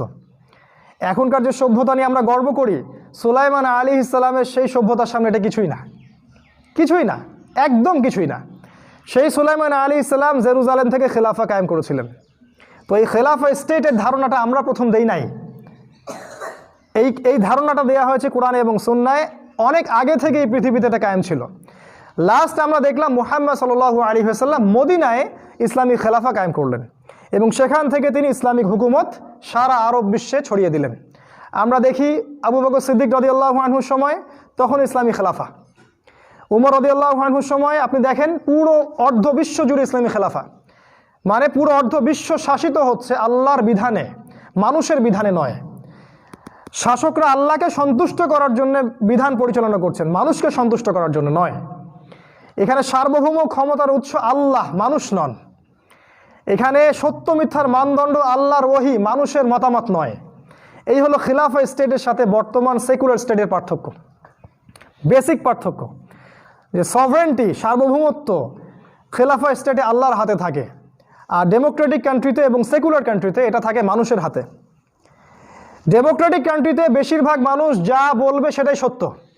যদি 100 জন বলে, 100 জনের মধ্যে 99 মানুষ বলে যে সুদ হালাল, তাহলে ডেমোক্রেটিক কান্ট্রিতে সুদ হালাল। যদি একজন বলে সুদ হারাম, কোনো মূল্য নাই, আপনার ভোটে আপনি জিতেন নাই। ওদের কনসেপ্ট এইটা। আর আল্লাহ পাকের কনসেপ্ট কি? 99টা মানুষ যদি 100 জনের মধ্যে বলে সুদ হালাল, কোশ্চিন কালো সেটা হালাল হবে না। যে একজন বলেছে হারাম, সেটাই হারাম, এটাই চূড়ান্ত। এটা হল খিলাফা স্টেট, যেখানে আল্লাহর দেয়া বিধান অনুযায়ী শাসন কার্য পরিচালিত হয় এবং সার্বভৌম ক্ষমতার উৎস হচ্ছেন আল্লাহ, মানুষ না, স্টেটও না। বরং স্টেট যতক্ষণ পর্যন্ত আল্লাহর বিধান অনুযায়ী চলছে, আল্লাহ পাক ততক্ষণ রহম করবেন, বরকত দিবেন। আল্লাহ বলেছেন আকাশ এবং জমিনের বরকতের দরজা আমি খুলে দিব, কোনো সমস্যা হবে না ইনশাআল্লাহ। এবং এই স্টেটের রক্ষার জন্য যারা সীমান্ত পাহারা দিবে, এদেরকে বলেছেন আল্লাহ পাক এরা হচ্ছে গাজী, এরাই হবে শহীদ এবং তাহাজ্জুদ গুজার মানুষের নেকি তারা পাবে। তাদের এক ফোঁটা রক্ত মাটিতে পড়ার আগেই তারা জান্নাতে দেখতে পারবে জায়গা। এই হলো স্টেটের পার্থক্য। আর এখন আপনি যেখানে করছেন পরিশ্রম, in vein, at the end of the day এটা ইন ভেইন, এর কোনো ফলাফল থাকে না। এটা এই মেজর পার্থক্যটা দেখবেন লাস্ট 100 বছরে খিলাফা স্টেটের কনসেপ্টটা উঠে গেছে। যখন খিলাফা স্টেট ছিল, কেমন ছিল চিত্রটা একটু দেখাই। আবু বকর সিদ্দিকের সময় কেউ যাকাত দিতে অস্বীকার করলে রাষ্ট্র তার বিরুদ্ধে যুদ্ধ ঘোষণা করত, এবং একটা ছাগলের খুঁট যদি কেউ যাকাত না দিত, তার বিরুদ্ধেও যুদ্ধ ঘোষণা করা হতো, এবং এতে করে রাষ্ট্রের অর্থনীতি সমৃদ্ধশালী হতো। বাংলাদেশে আজকে এত মানুষ আছে যাদের যাকাতের টাকা যদি কালেকশন করা যেত, পদ্মা সেতুর মতো 10টা সেতু করা সম্ভব, শুধু যাকাতের টাকা দিয়েই, কিচ্ছু লাগে না, রাষ্ট্রীয় ট্যাক্সেরও দরকার নাই, অনলি যাকাত। এমনও ব্যক্তি আছে বাংলাদেশে যারা বাইরে এত টাকা পয়সা পাচার করেছে, যাদের ওই টাকাটা, কালো টাকা, যদি আপনি যাকাতটা নিতে পারতেন বা আনতে পারতেন, ওই টাকা তো যাকাত হয় কিনা এটা আরেকটা ফতোয়া, ওইটা যদি আনতে পারতেন তাহলে ওই টাকা দিয়ে আপনি দেশের এমন যত পতিতা আছে সমস্ত পতিতার আপনি কর্মসংস্থান করতে পারতেন। তো খিলাফা স্টেটের কনসেপ্টটাই ডিফারেন্ট। আবু বকর সিদ্দিকের সময় এটা ছিল। উমর রাদিয়াল্লাহু আনহুর সময় দেখেন, তিনি বলছেন যে আমি ভয় করি যে ইরাকের ফোরাত নদীর তীরে যদি কোনো ছাগলের বাচ্চা না খেয়ে মারা যায়, আমি উমর ভয় করছি যে আল্লাহ পাক এজন্য হয়তো আমাকে জবাবদিহি করাবেন। আজকে এটা আপনি কোথায় পাবেন? তিনি খুতবা দিতে উঠেছেন, তার গায়ে 2টা জামা, জনগণ তাকে প্রশ্ন করছে যে আপনার গায়ে 2টা জামা কেন, আমাদের গায়ে একটা জামা কেন? আপনি আমাদেরকে একটা করে দিলেন, কিন্তু আপনার গায়ে 2টা কেন? এই কোয়েশ্চেন আপনি এখনকার সো কল ডেমোক্রেটিক কান্ট্রিতে কোথায় করতে পারবেন? বরং আপনার কল্লা থাকবে না, আপনি যাবজ্জীবন, বা আপনাকে খুঁজেই পাওয়া যাবে না। মেজর পার্থক্য এখানে। পার্থক্যটা কি? এখানে আল্লাহকে সন্তুষ্ট করার জন্যে এই রাষ্ট্রপ্রধানরা কাজ করে, এবং এখানে জনগণ সার্বভৌম ক্ষমতার অধিকারী নয়, সার্বভৌম ক্ষমতার অধিকারী আল্লাহ সুবহানাহু ওয়া তাআলা। তাবারাকাল্লাযী বিয়াদিহিল মুলক, যার হাতে সার্বভৌম ক্ষমতা। যে কোনো যুগে তাকান, রাসূল সাল্লাল্লাহু আলাইহি ওয়াসাল্লামের যুগে, আবু বকর সিদ্দিকের যুগে, উসমান রাদিয়াল্লাহু আনহুর যুগে, ওমর ফারুকের যুগে, যখন ইসলামী খেলাফত ছিল, তখনকার চিত্রটা দেখবেন, কেউ জুলুমের শিকার হচ্ছে না, ওখানে জিনা হচ্ছে না, মদ পান কেউ করছে না, কেউ সুদ খাচ্ছে না, কেউ দুর্নীতি করছে না। কেউ যদি পাপ করেও ফেলে, সে নিজেই রাষ্ট্রপ্রধানের কাছে আসছে এবং বলছে আমার বিচার করে দেন, আমি পাপ করেছি। এখনকার ডেমোক্রেটিক কান্ট্রিতে এটা কোথায় পাবেন? সব জায়গায় দেখবেন সুদ, রিবা, সব জায়গায় ঘুষ ছাড়া কাজ হবে না, সব জায়গায় করাপশন, দুর্নীতি, প্রতিটা প্রজেক্টে দুর্নীতি। রাষ্ট্র থেকে হয়তো ঠিকই টাকা পয়সা আসে, কিন্তু দুর্নীতি করতে করতে করতে করতে সেই টাকা জনগণের কাছে পৌঁছে না। অনেকে মনে করতে পারেন পলিটিক্যাল কথাবার্তা আবার কেন বলছে ইসলামিক লেকচারে, because politics is a part of Islam. এগুলো ইসলামের অংশ। যদি আপনার ইসলাম আপনাকে ঘরের কোনো তসবি দানা টেপা শেখায়, আমাদের ইসলাম সেটা শেখায় না। আমাদের ইসলাম শেখায় আমরা জেরুজালেম থেকে ইনশাল্লাহ বিশ্ব শাসন করব, অচিরেই ইনশাআল্লাহ, অপেক্ষা করতে থাকেন। তো এখন আপনি চিত্রটা দেখবেন, এখানে রিবা, সুদ, জিনা, ঘুষ, মাদক, দুর্নীতি, করাপশন সব চলছে, কিন্তু খিলাফা স্টেটে এটা চলার কোনো সুযোগ ছিল না। ইভেন একজন খলিফা যদি আল্লাহ বিরোধী কোনো কাজ করতেন, তখন তাকে অপসারণ করে ফেলা যেত। আবু বকর সিদ্দিক রাদিয়াল্লাহু আনহু এই উম্মার সবচেয়ে পরেজগার মানুষ, এবং তিনিই প্রথম জান্নাতে যাবেন এই উম্মার মধ্যে, আমাদের নবীজির পর। তিনি দাঁড়িয়ে যখন ভাষণ দিচ্ছেন, তিনি বলছেন যে যতক্ষণ পর্যন্ত আমি আল্লাহ এবং তার রাসূলের আনুগত্য করব, তোমরাও আমার আনুগত্য করবে। আর যদি আমি আল্লাহর ওয়াইন আসাইতু কিতাব আল্লাহ ওয়া সুন্নাতি নবী, আমি যদি আল্লাহ এবং তার রাসূলের সুন্নাহকে অগ্রাহ্য করি বা অবাধ্য হই, লা তুআতা লি আলাইকুম, আমার উপরে তোমাদের কোনো আনুগত্য নাই। এরকম কথা কেউ বলতে পারে এখন? এগুলো স্বপ্নে ভাববেন। তো এখন এই যে খিলাফা স্টেট নাই, এইটা আপনি জাদুঘরে পাবেন। এখন একটা কথা বলি, লাস্ট 100 বছরে এই খিলাফা স্টেট তুলে দেওয়া হয়েছে 1914 সাল থেকে, যখন বিশ্ব থেকে একটা রাষ্ট্র মাথাচাড়া দিয়ে উঠল। হঠাৎ করে বিশ্বের মানুষ তাকে চিনতই না যে ব্রিটেন নামে কোনো রাষ্ট্রের জন্ম হচ্ছে। ওই ফরাসি বিপ্লবের পর থেকে দেখবেন হিস্ট্রি ঘাটলে আস্তে আস্তে আস্তে আস্তে একটা রাষ্ট্র, ছোট্ট একটা দ্বীপ রাষ্ট্র এতটুকু, সে রাইজ করতে শুরু করলো। সমস্ত সায়েন্টিফিক টেকনোলজিক্যাল রেভলিউশন সেখানে আসতে থাকলো, শিল্প বিপ্লব, এই বিপ্লব, সেই বিপ্লব, একটা রাষ্ট্র থেকেই। এটাই সবচেয়ে আশ্চর্যজনক বিষয়। আর একটা সভ্যতা থেকে, ওই পশ্চিমা সভ্যতা, পৃথিবীর অন্য কোনো সভ্যতায় আপনি এটা পাচ্ছেন না, দেখছেন ওখান থেকে বের হচ্ছে। এবং তারা ওই সায়েন্টিফিক রেভলিউশন এবং টেকনোলজিক্যাল রেভলিউশনটাকে ন্যায়ের পথে কাজে লাগালো না, বরং অন্যায় এবং জুলুমে দিয়ে সারা বিশ্ব শাসন করা শুরু করলো। বিশ্বের এমন কোনো পোর্ট বন্দর তারা বাকি রাখলো না যেখানে তারা কলোনি স্থাপন করলো না। এবং যতক্ষণ ওদের স্বার্থ উদ্ধার না হচ্ছে ততক্ষণ পর্যন্ত তারা ডিকলোনাইজও করলো না, সেখান থেকে উইথড্র করলো না। ওই রাষ্ট্র থেকে একটা রেভলিউশন দেখতে পাচ্ছি। এরপরে দেখা যায় যে ওই ছোট্ট রাষ্ট্রটা একটা বিশ্বকে শাসন করার যে এজেন্ডা, এই এজেন্ডার মধ্যে প্রথম পদক্ষেপ হিসেবে ইসলামী খেলাফাটাকে দুনিয়া থেকে বিদায় নেওয়ার জন্য প্ল্যান করলো। এবং প্ল্যানে তারা সফলও হলো। তারা মুসলিমদের মধ্যে অভ্যন্তরীণ ট্রোনদল সৃষ্টি করে দিল। আরব জাতীয়তাবাদ এবং তুর্কি জাতীয়তাবাদের ধোঁয়া তুলে তারা আরবদের সাহায্য নিয়ে তুর্কিদের উসমানীয় যে খেলাফা ছিল, এই খেলাফাটাকে 1914 সালে তারা ধ্বংস করে দিল। আমি একটা কথা বলে রাখি হিস্ট্রি ছাত্র হিসাবে, 1914 সালের আগে পুরো বিশ্ব থেকে একসাথে ইসলামিক খেলাফা কখনো চলে যায়নি, কখনো না। পুরো ওয়ার্ল্ড থেকে ইসলামিক খেলাফা একেবারেই চলে গেছে এমন কখনো হয়নি। হয়তো কোনো একটা জায়গা থেকে চলে গেছে, অন্য একটা জায়গায় হয়েছে, আবার অন্য একটা জায়গা থেকে চলে গেছে আর একটা জায়গায় হয়েছে। দেখবেন যে হয়তো ইরাক থেকে নাই, সিরিয়া থেকে নাই, আপনি দেখবেন হয়তো ওই কর্ডোভার দিকে আছে, আবার ওই দিকে নাই, দেখবেন ফাতেমিদের মধ্যে আছে, আবার দেখবেন ফাতেমিদের মধ্যে নাই, দেখবেন ওই যে সালাউদ্দিন আইয়ুবী ওনাদের মধ্যে আছে, আবার কোথাও নাই, উসমানীয় খেলাফা তুর্কির মধ্যে আছে। এই এই যে লাস্টের শেল উসমানীয় খেলাফা, এটাকে এই ব্রিটেনের সহযোগিতা নিয়ে ইহুদি এবং খ্রিস্টানরা একত্রিত হয়ে তারা ডিস্ট্রয় করে দিল। এখানে মুসলিমরাও এদের সহযোগী ছিল, মুসলিমরা এদেরকে সহযোগিতা করেছে। এই খিলাফা কনসেপ্টটা চলে গেছে বিশ্ব থেকে। এখন আপনি এমন কোনো রাষ্ট্র খুঁজে পাবেন না যে এই রাষ্ট্রটা আল্লাহর সার্বভৌমত্বে চলে, যে রাষ্ট্রের সার্বভৌম ক্ষমতার অধিকারী আল্লাহ, যেখানে আল্লাহ পাকের বিধান এবং শাসন 100% বাস্তবায়ন হচ্ছে, কোথাও পাবেন না। যা দেখছেন এগুলো আইওয়াশ। এটা প্রথম কথা। দেখেন, এটা যে চলে গেছে, কারো কিন্তু ঘুম হারাম হয়নি। আমাদের মুসলিমদের কারো মাথা ব্যথা নাই, কেউ দুফোঁটা চোখের পানিও ফেলছে না যে খেলাফা কবে আবার আসবে, কবে সেই শান্তি স্থিতিশীলতা আবার ফিরে আসবে, কারো মাথা ব্যথা নাই। সবাই আমরা মারামারি কাটাকাটিতে ব্যস্ত আছি, আপোষে হিংসা, গীবত, তহমত, ইখতিলাফি মাসআলাগুলো নিয়ে ব্যস্ত আছি। এদিকে দেখেন, ওরা কিন্তু ওদের খিলাফা ঠিকই বাস্তবায়ন করে ফেলেছে। সেটা কি? সেটা হচ্ছে ইহুদি এবং খ্রিস্টানদের অ্যালায়েন্স। এই অ্যালায়েন্সের মাধ্যমে তারা বিশ্ব শাসন করছে, তাদের যে এজেন্ডা সেগুলো সারা বিশ্বে তারা ছড়িয়ে দিয়েছে, এবং মুসলিমরা প্রতিটা দেশে তাদের এজেন্ডা বাস্তবায়ন করছে। ওরা কিন্তু ওদের উদ্দেশ্যে সম্পূর্ণ সফল। এটা হচ্ছে 1 নম্বর পয়েন্ট, যেটা এই 100 বছরে দেখবেন আপনি, লাস্ট 100 বছরে ইসলামী খেলাফা গন ডিস্ট্রয়েড। তবে আসার কথা হচ্ছে এই, ইনশাআল্লাহ আগামী অল্প কিছু সময়ের মধ্যেই এই ইসলামী খেলাফা আবারও বাস্তবায়িত হবে ইনশাআল্লাহ। না, বাংলাদেশ থেকে নয়। অতএব আমি বাংলাদেশে যারা আছেন তাদেরকে উদ্বিগ্ন না হওয়ার অনুরোধ করছি যে আমরা আবার এখানে কিছু করব না ইনশাআল্লাহ। আমাদের করার প্রয়োজন হবে না। আল্লাহ রাসূল সাল্লাল্লাহু আলাইহি ওয়াসাল্লাম বলেছেন খেলাফা বাস্তবায়ন হবে ওই জেরুজালেম থেকে, এবং যখন বাস্তবায়িত হবে ইমামুল মাহদি এবং ঈসা আলাইহিস সালামের হাত ধরে, তখন বিশ্বের কোনো শক্তি তাদের সামনে দাঁড়াতে পারবে না। এখন আমরা যেখানে লেকচার দিচ্ছি এই জায়গাটাও খিলাফার আন্ডারে চলে আসবে ইনশাআল্লাহ। কোনো শক্তি এটাকে ঠেকাতে পারবে না। এই বাকি সময়টুকুতে তাদের উদ্বিগ্ন হওয়ার কিছু নাই। যারা আবার আমাদেরকে ট্রেডমার্ক করছেন তাদেরকে উদ্বিগ্ন না হওয়ার আহ্বান জানাবো আর কি ইনশাআল্লাহ।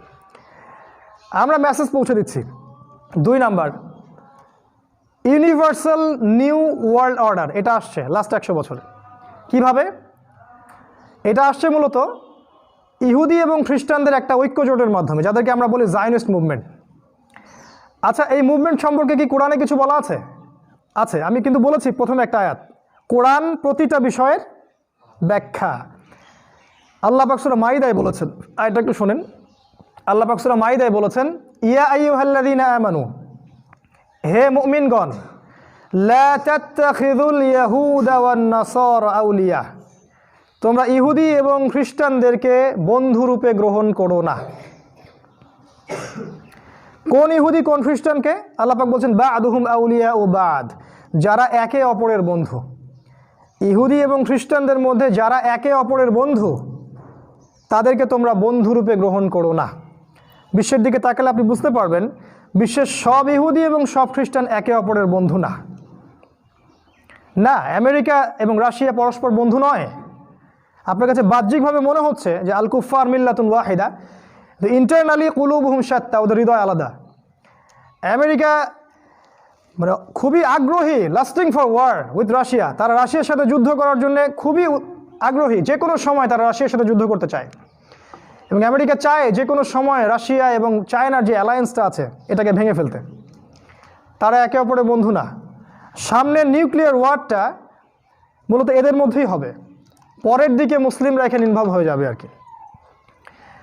আল্লাহ পাক এখানে বলেছেন ওই ইহুদি ওই খ্রিস্টানদেরকে বন্ধুরূপে গ্রহণ করো না যারা নিজেদের মধ্যে একে অপরের বন্ধু। এটাকে আমরা বলি জায়নিস্ট মুভমেন্ট। বিশ্বাস করেন 1897 সালের আগে বিশ্বে ইহুদি খ্রিস্টানদের মধ্যে কোনো ঐক্য জোটই ছিল না। সিরিয়াসলি বলছি, রাসূলুল্লাহ সাল্লাল্লাহু আলাইহি ওয়াসাল্লামের যুগে তাকিয়ে দেখেন, ওইখানে ইহুদি ছিল না, খ্রিস্টান ছিল, মুশরিক ছিল। ওখানে ইহুদি এবং খ্রিস্টানদের মধ্যে কোনো জোট ছিল না, বরং ওখানে ইহুদিদের সাথে মুশরিকদের জোট ছিল, খ্রিস্টানদের সাথে কোনো জোট ছিল না। আপনি খেলাফায়ে রাশিদার যুগে দেখবেন ইহুদি খ্রিস্টানদের কোনো জোট দেখতে পারবেন না। ইভেন আপনি উসমানীয় খেলাফার আগ পর্যন্ত দেখেন ইহুদি খ্রিস্টানদের মধ্যে কোনো জোট আপনি খুঁজে পাবেন না। এখন 1897 সালের পর থেকে আপনি দেখেন সারা বিশ্বে একটা এজেন্ডা কাজ করছে, একটা অ্যালায়েন্স, তাদের নাম জায়নিস্ট মুভমেন্ট। তাদের রিলিজিয়নের নামই হচ্ছে জায়নিজম, এবং তারা একে অপরের বন্ধু। এরা কারা? এদের মূল হোতা হচ্ছে ইসরায়েল, এবং ইসরায়েলের সাথে বন্ধুত্ব করেছে প্রথমে ব্রিটেন, তারপরে ওই পশ্চিমা সভ্যতার দেশগুলো, ফ্রান্স, ইতালি, আমাদের কানাডা, আমাদের জার্মানি। ব্রিটেনের পরে যখন ব্রিটেনের রোল শেষ তখন আমেরিকা। এখন দেখা যাবে যে ইসরায়েলের সাথে আছে আমেরিকা, অস্ট্রেলিয়া, আপনার ব্রিটেন, আপনার ফ্রান্স, আপনার এই যে এদিকে কানাডা, এদিকে আমাদের পার্শ্ববর্তী অনেক কান্ট্রি, ইন্ডিয়া, ওইদিকে দেখবেন আপনি কি বলবো, পশ্চিমা এই যে এদিকে উত্তর আফ্রিকার দেশগুলোর মধ্যে কিছু আছে, আর একদম পশ্চিমের কান্ট্রিগুলোর মধ্যে ছোট ছোট কিছু দেশও এদের সাথে আছে। এই অ্যালায়েন্সটা একসাথে কি করছে তাহলে? এই অ্যালায়েন্সটা যেটা করছে,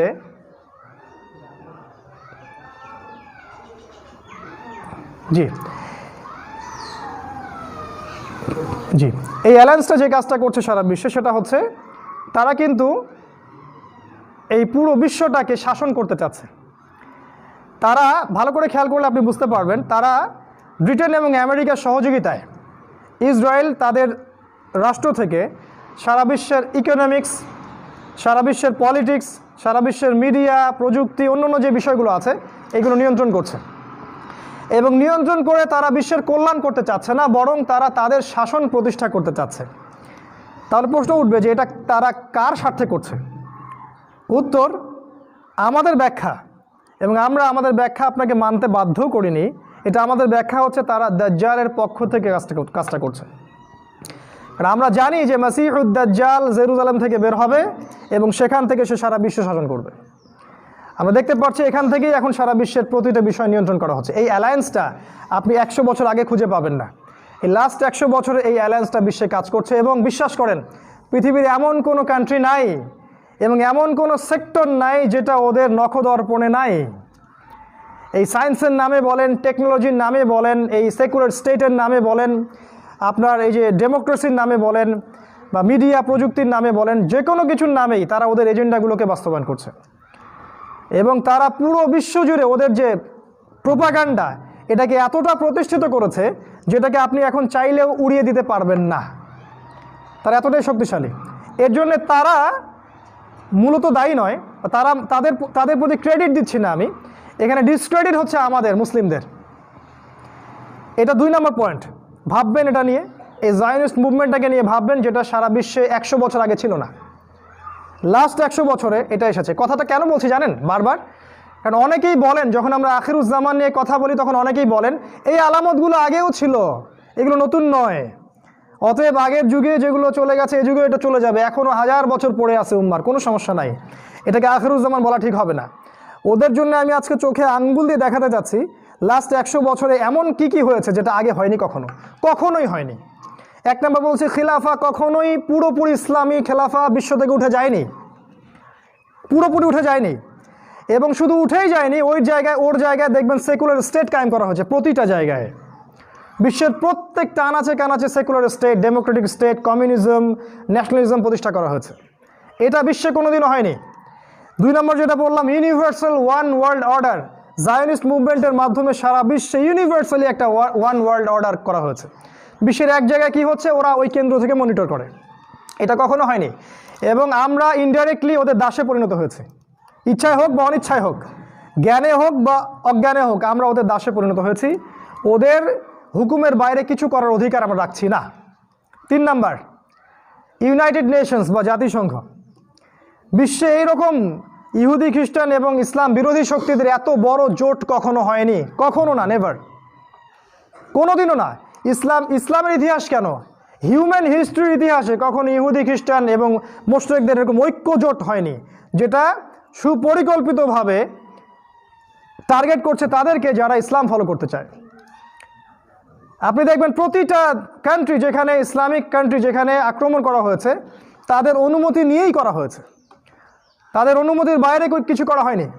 তাদের রেজুলেশন পাস করা হয়েছে, তারপরে আক্রমণ করা হয়েছে ইরাক, তারপরে আফগানিস্তান, তারপরে দেখেন এই যে সিরিয়া, এই যে লেবানন, জর্ডান, এই যে আপনার বলেন কাশ্মীর বলেন, উইঘুর বলেন, সব জায়গায় ওদের রেজুলেশন নিয়েই কাজ করা হয়েছে। এরকম একটা অ্যালায়েন্স এই বিশ্বে কোনোদিনও ছিল না। এরকম একটা মানে প্যাটার্ন, কি বলবো, যেটাকে একটা বলি আমরা ফান্ডামেন্টাল বেস, কুফফারদের কখনো ছিল না। এবং আপনি এখন চাইলেও একটা ইসলামিক স্টেট কায়েম করতে পারবেন না। যেখানেই করতে যাবেন ওরা আপনাকে ভেটো দিবে এবং ওরা আপনার ভিত্তি গুড়িয়ে দিবে। ইসলামিক স্টেট তো দূরের কথা, তারা যদি জানতে পারে কোনো জায়গায় ইসলামিক রেভলিউশনের চেষ্টা করা হচ্ছে, দেন তারা সেখানে মুভ করবে। তাই যতক্ষণ পর্যন্ত এই বিশ্বে ওই নিউক্লিয়ার ওয়ার না হচ্ছে, যেটা আমাদের কাঙ্ক্ষিত, যেটা হওয়ারও দরকার আছে, কারণ জালেমের পতনের জন্য একটা প্যাটার্ন চেঞ্জিংয়ের দরকার হয়, সেটা আল্লাহ পাক এটা দিয়ে করবেন ইনশাআল্লাহ। এটা না হওয়া পর্যন্ত এই প্যাটার্নগুলো কখনো ধ্বংস হবে না, ইল্লা মাশাআল্লাহ। ঈসা আলাইহিস সালাম যখন আসবেন, নিঃসন্দেহে তিনি জাতিসংঘের সদস্য পদ অর্জন করার জন্য অ্যাপ্লিকেশন করবেন। আপনার কি তাই মনে হয়? নিঃসন্দেহে তিনি ডলার দিয়ে কেনাবেচা করবেন না। আপনার কি তাই মনে হয় তিনি করবেন? আপনার কি মনে হয় যে তিনি ইমাম মাহাদিকে সাথে নিয়ে ইউনাইটেড নেশনসে যাবেন, সেখানে বক্তব্য দিবেন? জি না, এগুলো থাকবে না। অল্প সময় পরেই দেখবেন এটা চলে গেছে। 3 নাম্বার। 4 নাম্বার আমি শেষ করছি একটু কুইকলি, এই সময়টুকু আমার সাথে থাকুন, অল্প সময় শেষ করছি ইনশাআল্লাহ।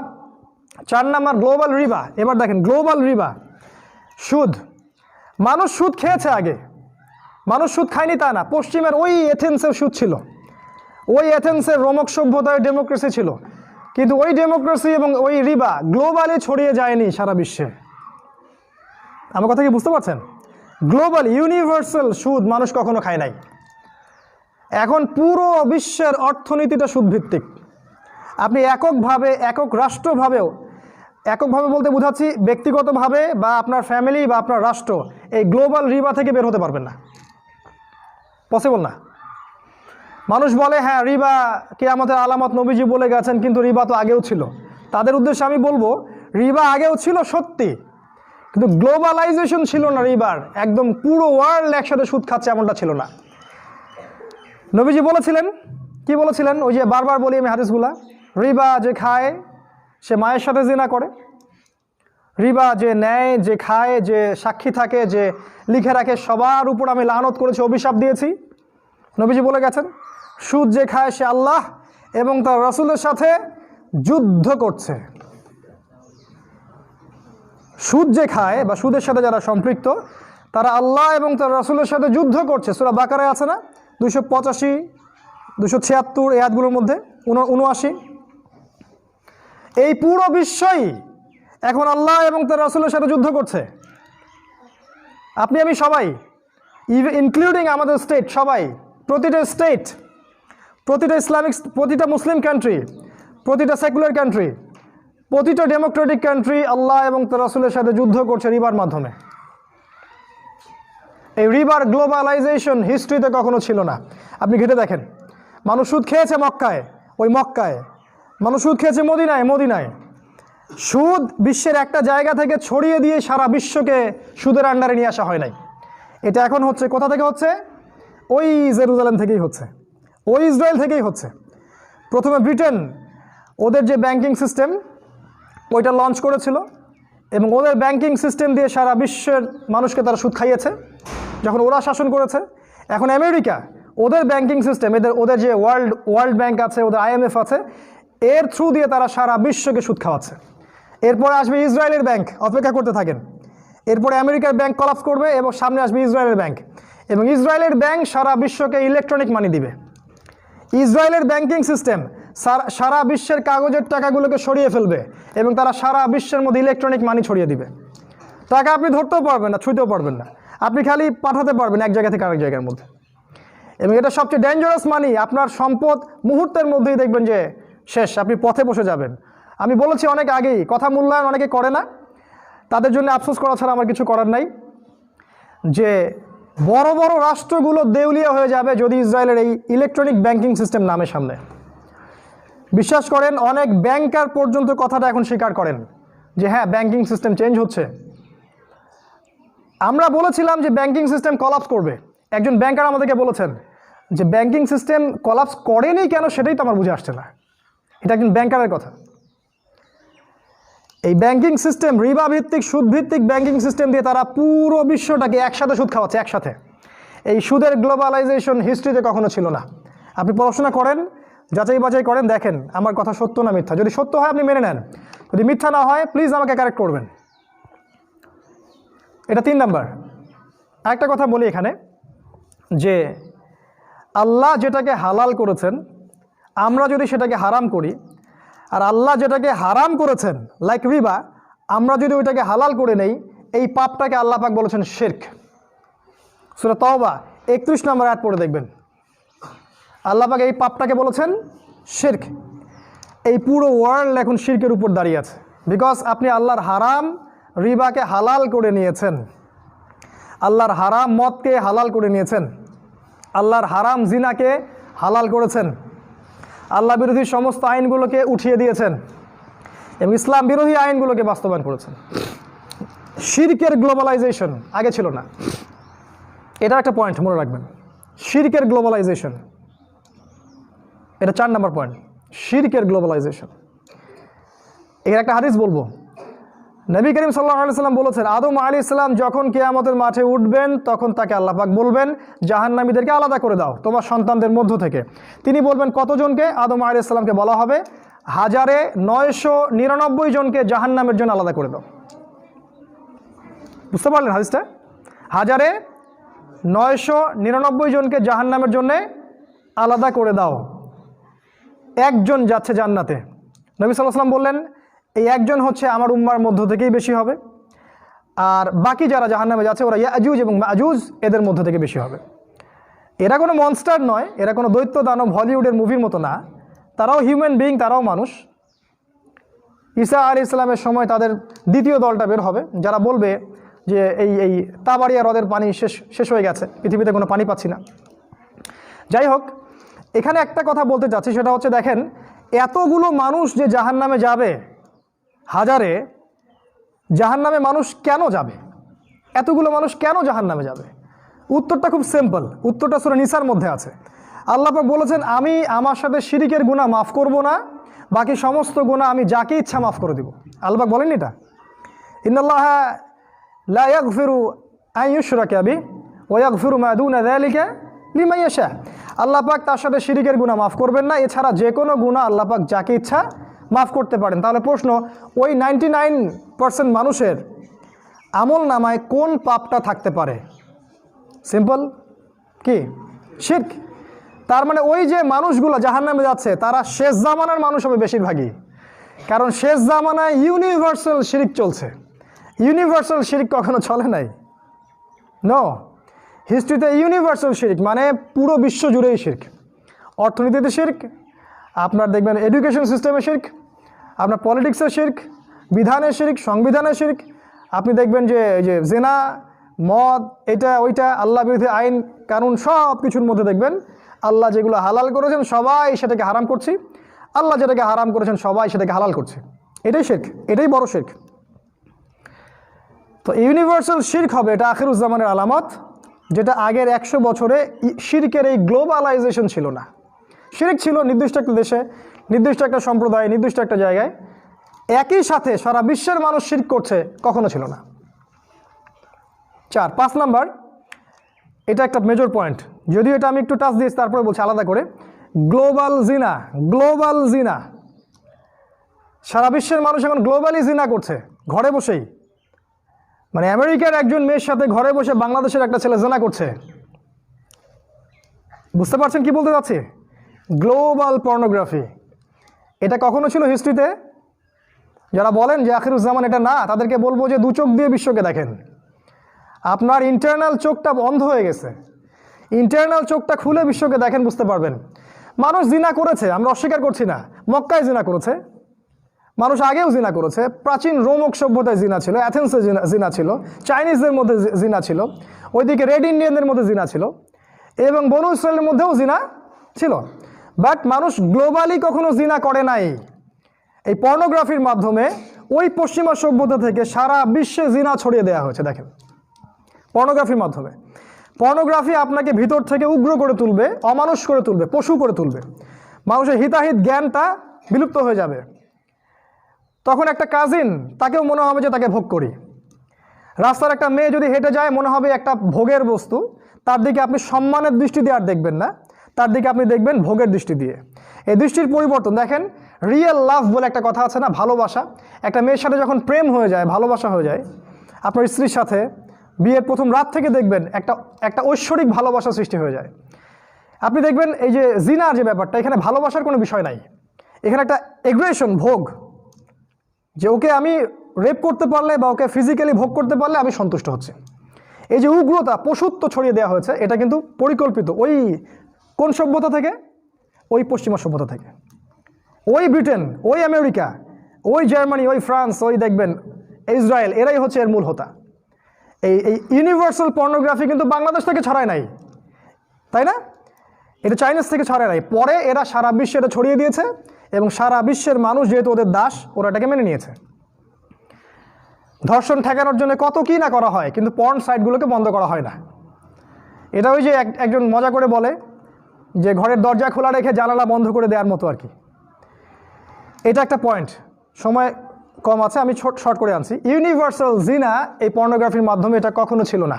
আর বাই দ্য ওয়ে বলে রাখি, এই ইউনিভার্সাল শিরক, ইউনিভার্সাল রিবা আর ইউনিভার্সাল জিনা, এগুলো কিয়ামতের বড় বড় সাইন। যখন এগুলো হতে থাকবে, তখন ব্যাপক মহামারী ছড়িয়ে পড়বে এবং ব্যাপক ভূমিকম্প হবে, মাটি ধসে পড়বে, আল্লাহর আযাব আসবে, আসমানি এবং জমিনি বালা নেমে আসবে, যেটা সামনে একটার পর একটা আসতে থাকবে। নবীজি বলেছেন একটা মালা একটা গেঁথে দেওয়া মালা ছিঁড়ে দিলে যেমন করে পুঁথিগুলো পড়ে যায়, ওইভাবে একটার পর একটা ফিতনা এরপর সামনে আসতে থাকবে।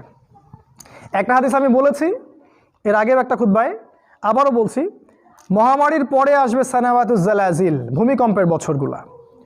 একটার পর একটা ভূমিকম্প আসতে থাকবে বছর জুড়ে।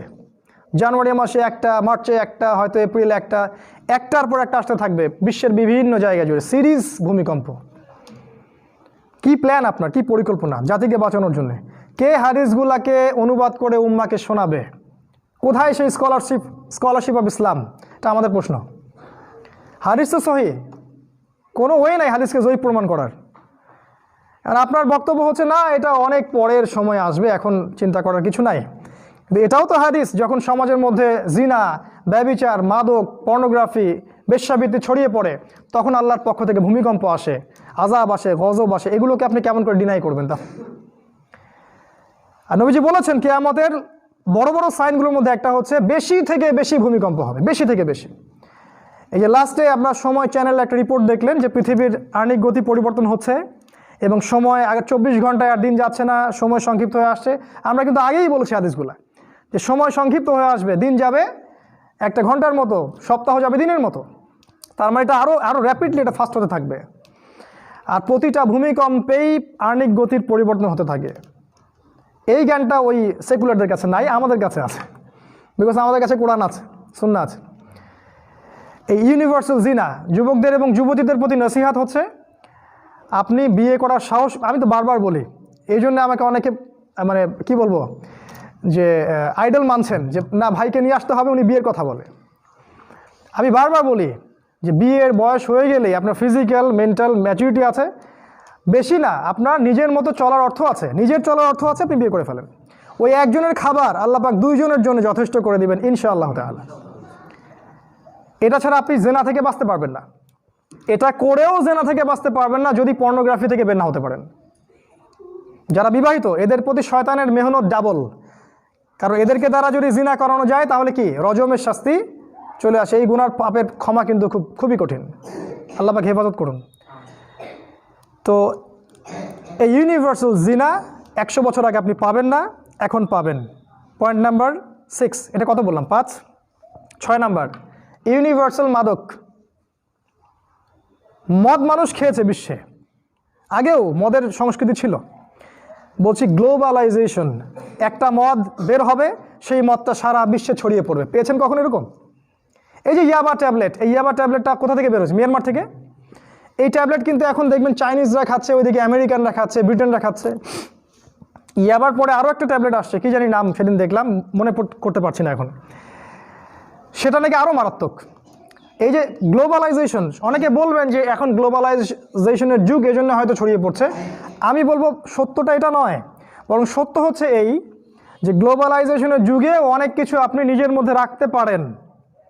এই গ্লোবালাইজেশনকে নিয়ন্ত্রণ করা সম্ভব, কিন্তু এটা নিয়ন্ত্রণ করার ইচ্ছা যেহেতু ওদের নাই, ওদের ইচ্ছা হচ্ছে এর মধ্য দিয়ে সারা বিশ্বে এগুলো ফাসাদ ছড়িয়ে দেয়া, এই জন্য আপনি এটাকে নিয়ন্ত্রণ করতে পারছেন না।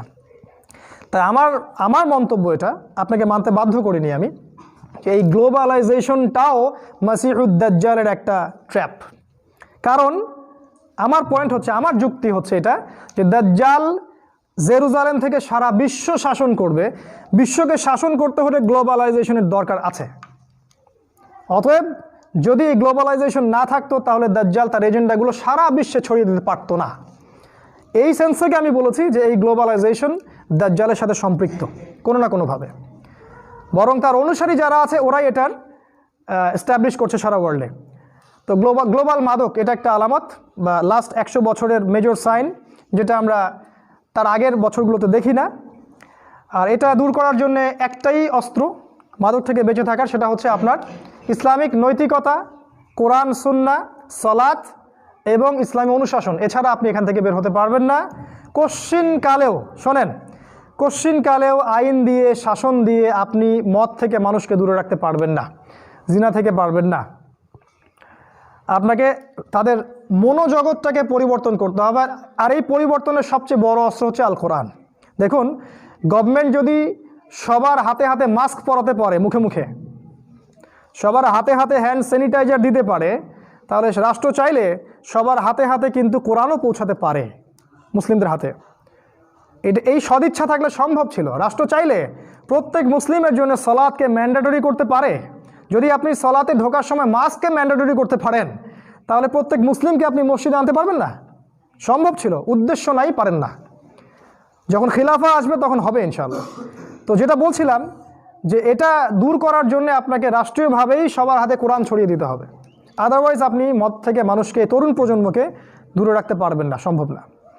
আর আইনের ফাঁকফোকর সম্পর্কে আমাদের খুব ভালো জানা আছে। এগুলো দিয়ে কতটুকু কি কাজ হয় আল্লাহই ভালো জানেন।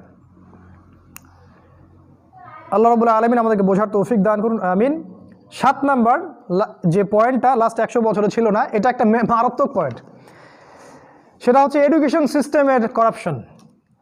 এই শিক্ষা যে পদ্ধতিগুলো আছে আপনাদের, এই শিক্ষা পদ্ধতির যে দূষণ বা দুর্নীতি বা করাপশন, এইটা হিউম্যান হিস্ট্রির 100 বছরে পাবেন না, এই লাস্ট 100 বছরে আগে পাবেন না। করাপশনটা বলতে কি বোঝাচ্ছি? দ্বিমুখীকরণ। আপনি মাদ্রাসায় পড়লে বিশ্ব জানতে পারবেন না, আপনি সেকুলার লাইনে পড়লে কোরআন শিখতে পারবেন না। দাজ্জাল পিছনে কে আছে? মাসিহুদ দাজ্জাল এবং তার ফলোয়ার্স, জায়নিস্ট মুভমেন্ট আছে। আপনি মাদ্রাসায় 15 বছর পড়েন, আমার মনে হয় না যে আপনি 15টা ইসলামিক রাষ্ট্রের রাজধানীর নাম বলতে পারবেন, বা 15টা দেশের মুদ্রার নাম বলতে পারবেন, বা 15টা দেশের রাষ্ট্রপ্রধানের নাম, এই নর্মাল যেগুলো আমরা বিসিএস করার জন্য করি আর কি, এগুলো পারবেন না। 15 বছরে আপনি প্রতি মাসে কারেন্ট অ্যাফেয়ার্স পড়েছেন কি না আমার জানা নাই, সম্ভব? পসিবল না। ওখানে তো বললাম হিস্ট্রি নাই, ইসলামের হিস্ট্রি নাই, ইকোনমিক্স নাই, ইসলামিক ফিলোসফি নাই, জিও পলিটিক্স নাই, এবং ইসলামিক পলিটিক্সও নাই। মেজর সাবজেক্টগুলো নাই। জানি না কিভাবে এই সিস্টেমটা দাঁড়িয়ে আছে, আল্লাহ ভালো জানেন। তো এই দিকে যদি আসেন, সেকুলার সিস্টেমের দিকে, এখানে আপনি 20 বছর পড়েন, এই 20 বছরে আপনি তো কোরআনের 20টা সূরা পড়তে পারবেন না, 20 জন সাহাবীর নাম আপনি শিখবেন না, তাদের আকীদা মানহাজ জানবেন না, আপনি ইভেন ইমান ভঙ্গের কারণ কি, ওযু ভঙ্গের কারণ কোনগুলা, এগুলো হয়তো টুকটাক জানতে পারেন। আপনার রাসূল সাল্লাল্লাহু আলাইহি ওয়াসাল্লামের জীবনী, আপনার ধরেন এই যে ইসলামিক ফিকহ বা হাদিসে 40টা হাদিস, বেসিক বই মিশকাত, রিয়াদুস সালেহিন বা কোরআনের একটা তাফসির, এগুলো শিখতে পারবেন না। এদিকে আপনি পড়াশোনা করেছেন 25 বছর 30 বছর। এই যে সিস্টেমের যে দ্বিমুখীকরণ, এটা লাস্ট 100 বছরে ছিল না। কিন্তু বিশ্বাস করেন, ইসলামিক সভ্যতার বাইরেও যে সভ্যতারা ছিল, তারাও এমন একটা জ্ঞান চর্চা করতো যে জ্ঞানটা ছিল মৌলিক, এবং যে জ্ঞানটা শিকড় থেকে সব শাখা প্রশাখা বের হতো। ওই যে সবাই কথায় কথায় রোমক সভ্যতার উদাহরণ দেয়, তাদের যে বেসটা ছিল, ওই বেসটার মধ্যে তারা ধর্মকে কিন্তু এড়িয়ে যায়নি। তারা সেকুলার সিস্টেমের সাথে ধর্মকে একসাথে নিয়ে একটা এডুকেশন সিস্টেম দাঁড় করিয়েছিল। চাইনিজদের সভ্যতা অনেক প্রাচীন, দেখবেন ওদের সাথে ধর্মের সাথে সম্পৃক্ততা আছে। ইসলাম না হোক, বুদ্ধিজম ধর্মের সাথে সম্পৃক্ত আছে, এবং এই ধর্মের সাথে সম্পৃক্ততা দিয়েই তারা অন্য সাবজেক্টগুলো পড়াশোনা করতো। ইসলামের স্বর্ণযুগে ফিরে যান, আমাদের যারা ডক্টর ছিলেন, ইমাম রাজি বা ইমাম গাজালির কথা বলেন, বা ইবনে সিনা, বা যারাই ছিলেন, যত বড় বড় মনীষী ছিলেন, খেয়াল করে দেখবেন তারা কিন্তু কোরআন সুন্নাহ ছোটোতেই পড়েছেন। তারপরে তারা কেউ পড়েছেন ইঞ্জিনিয়ারিং পড়েছেন, ডক্টরি পড়েছেন, কেউ ফিলোসফি নিয়ে পড়েছেন, বিভিন্ন শাস্ত্রে তারা অগাধ পাণ্ডিত্য অর্জন করেছেন। একজন হিউম্যান বিং সে প্রতিটা সাবজেক্ট পড়তে পারত। তো এই জিনিসটা কিন্তু আপনি এখন আর খুঁজে পাচ্ছেন না। এই যে পার্থক্যটা, এই পার্থক্যটা লাস্ট 100 বছরে আপনি পাবেন, এটা মেজর সাইন। এটার সাথে লাস্ট জামানার সম্পর্ক কোথায়? ওই যে ওই জায়গায় হাদিসটা মনে করায় দেই, নবী সাল্লাল্লাহু আলাইহি ওয়াসাল্লাম বলেছেন, আখিরুজ্জামানে ইলম উঠে যাবে এবং জাহেলিয়াত বর্ষণ হবে, আলেমদের মৃত্যু হয়ে যাবে, মানুষ জাহেলদেরকে আলেম হিসেবে গ্রহণ করবে, তারা জাহান্নামের পথে যাবে, অনুসারীদেরকেও জাহান্নামের পথে নিয়ে যাবে। আপনি আমার বলা পয়েন্টগুলোর সাথে আখিরুজ্জামানের হাদিসগুলো মিলালে আপনারা অনেক জ্ঞান জানতে পারবেন ইনশাআল্লাহ তাআলা। কয়টা বলেছি? 7 8টা? আচ্ছা, আর 2-1টা বলে শেষ করছি ইনশাআল্লাহ। আমরা একসাথে সালাত পড়ে নেব ইনশাআল্লাহ। পেট্রো ডলার, এটা কত না? 8 নাম্বার। বিশ্বের ইতিহাসে বিশ্বাস করেন, এই পুরো ওয়ার্ল্ড হিস্ট্রিতে তেলকে মুদ্রা হিসেবে কেউ গ্রহণ করেনি কখনো। মুদ্রা ছিল দুটাই, একটা সোনার কয়েন আর একটা রূপার কয়েন। শুধু ইসলামে নয়, অন্য যে কোনো সভ্যতা দিকে তাকান, ওই গোল্ড কয়েন, স্বর্ণ মুদ্রা এবং সিলভার কয়েন, রৌপ্য মুদ্রা। ইভেন আমাদের এই ইসলামী খেলাফার মধ্যেও কিন্তু এটাই ছিল। এই যে হাজার হাজার বছরের ইতিহাস, এই ইতিহাসটাকে আপনি দেখবেন লাস্ট 100 বছরে হঠাৎ করেই ভ্যানিশ। লাস্ট 100 বছরে আপনি আর মানে জাদুঘরেও একটা খুঁজে সোনার কয়েন পাবেন না, একটা রূপার কয়েন পাবেন না। হ্যাঁ, পাবেন কোথায় আমি বলছি, পাবেন আপনি ওই ইসরায়েলে। তারা কিন্তু সেগুলো ঠিকই মজুদ করে নিয়েছে, আপনার অজান্তেই আপনাকে বোগাস কিছু কাগজের টাকা ধরিয়ে দিয়েছে। এবং তারা অরিজিনাল যেটা সম্পদ, একটা গোল্ড কয়েন অরিজিনাল সম্পদ, মানে এই গোল্ড কয়েনের ভিতরে, এই মুদ্রা এর ভিতরেই মানটা নিহিত আছে। মুদ্রার মানটাকে আমরা ইকোনমিক্সের ভাষায় বলি ইন্ট্রিনসিক ভ্যালু, মানে অন্তর্নিহিত মান। একটা গোল্ড কয়েনের ভিতরেই এর মান থাকে। কিন্তু এটা একটা কাগজের পিস হলে এই কাগজের পিসের মধ্যে কোনো কিন্তু মান থাকে না, এটা একটা পিস মাত্র। নাম্বার বসিয়েছেন আপনি 1000, 500, এটাকে ছড়িয়ে। ছোটোবেলা আমরা খেলতাম, ওই যে ম্যাচের খাপাগুলো ছিঁড়ে ছিঁড়ে আমরা টাকা বানাতাম, খেলতাম। বিশ্বাস করেন আগামী দিনগুলোতে যদি এরকম তেজপাতাকেও সুন্দর করে একদম মানে কি বলবো, ফাংশন করে নাম্বার টাম্বার বসিয়ে সিল সিগনেচার দিয়ে পুরো ওয়ার্ল্ডে ছড়িয়ে দেওয়া হয় ওই পশ্চিমা সভ্যতা থেকে, যে এটাই হচ্ছে মুদ্রা, এটাই কারেন্সি, আমার কোনো সন্দেহ নাই যে আমাদের অনেক আলেম ওলামা বলবে হ্যাঁ এটা জায়েজ, এটা হালাল, কোনো সমস্যা নাই। এই ইংরেজ আমলে আমাদের বাপ দাদারা যারা বেঁচে ছিলেন, শাহ ওলিউল্লাহ মুহাদ্দিস দেওয়ালি রাহিমাহুল্লাহ, শাহ ইসমাইল শহীদ, অন্যান্য যারা ছিলেন, তারা ওদের জামানায় কাগজের টাকার মুদ্রার বিরোধিতা করেছিলেন। তারা এটা প্রোটেস্ট করেছিলেন, না এটা চলবে না। এখন এই কথা কেউ বলতে পারে না। এটা কি হয়েছে, এই কাগজের মুদ্রার সাথে তেলের একটা ফাংশন করেছে তারা। ওই আরবের যে গলফ কান্ট্রিগুলো আছে, সৌদি আরব, কাতার, কুয়েত, এই যে আরব আমিরাত, দুবাই, এদের সাথে একটা চুক্তি আর কি, যে তেল শুধু বিক্রি হবে ডলারেই।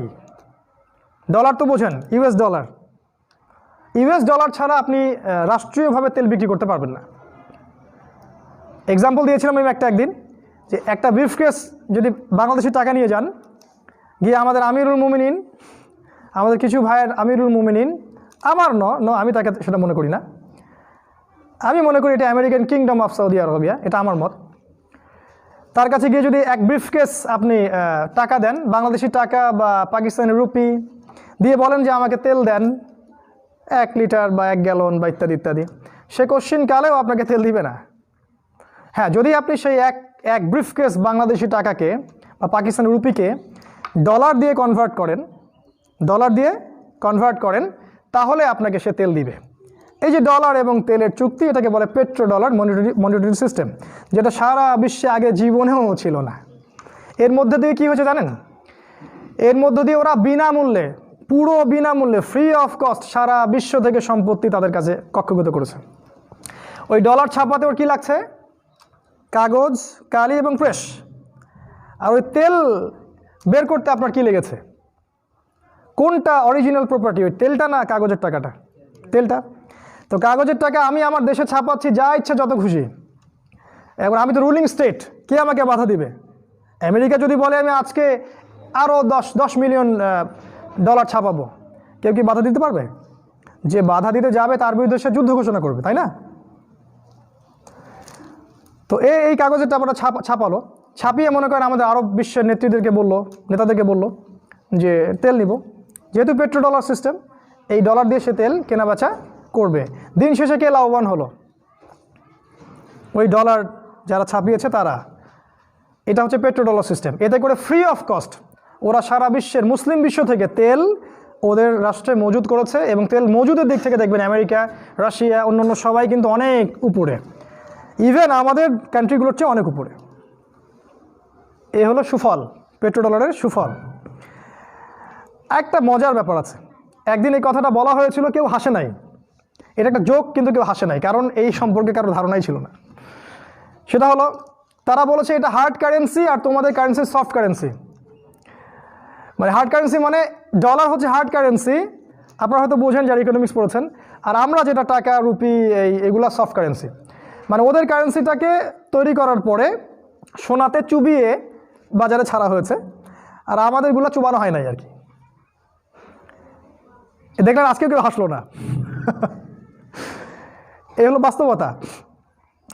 এর মধ্য দিয়ে যেটা হয়েছে ভাইরা, যে পুরো বিশ্ব থেকে আমাদের যে অরিজিনাল সম্পদ গোল্ড, মানে সোনা, রূপা এবং তেল, এগুলোকে তারা তাদের যে দেশ, তাদের রাষ্ট্রে তারা মজুদ করছে এবং এগুলোকে ইসলামের বিরোধী এজেন্ডায় তারা এটাকে প্রয়োগ করছে।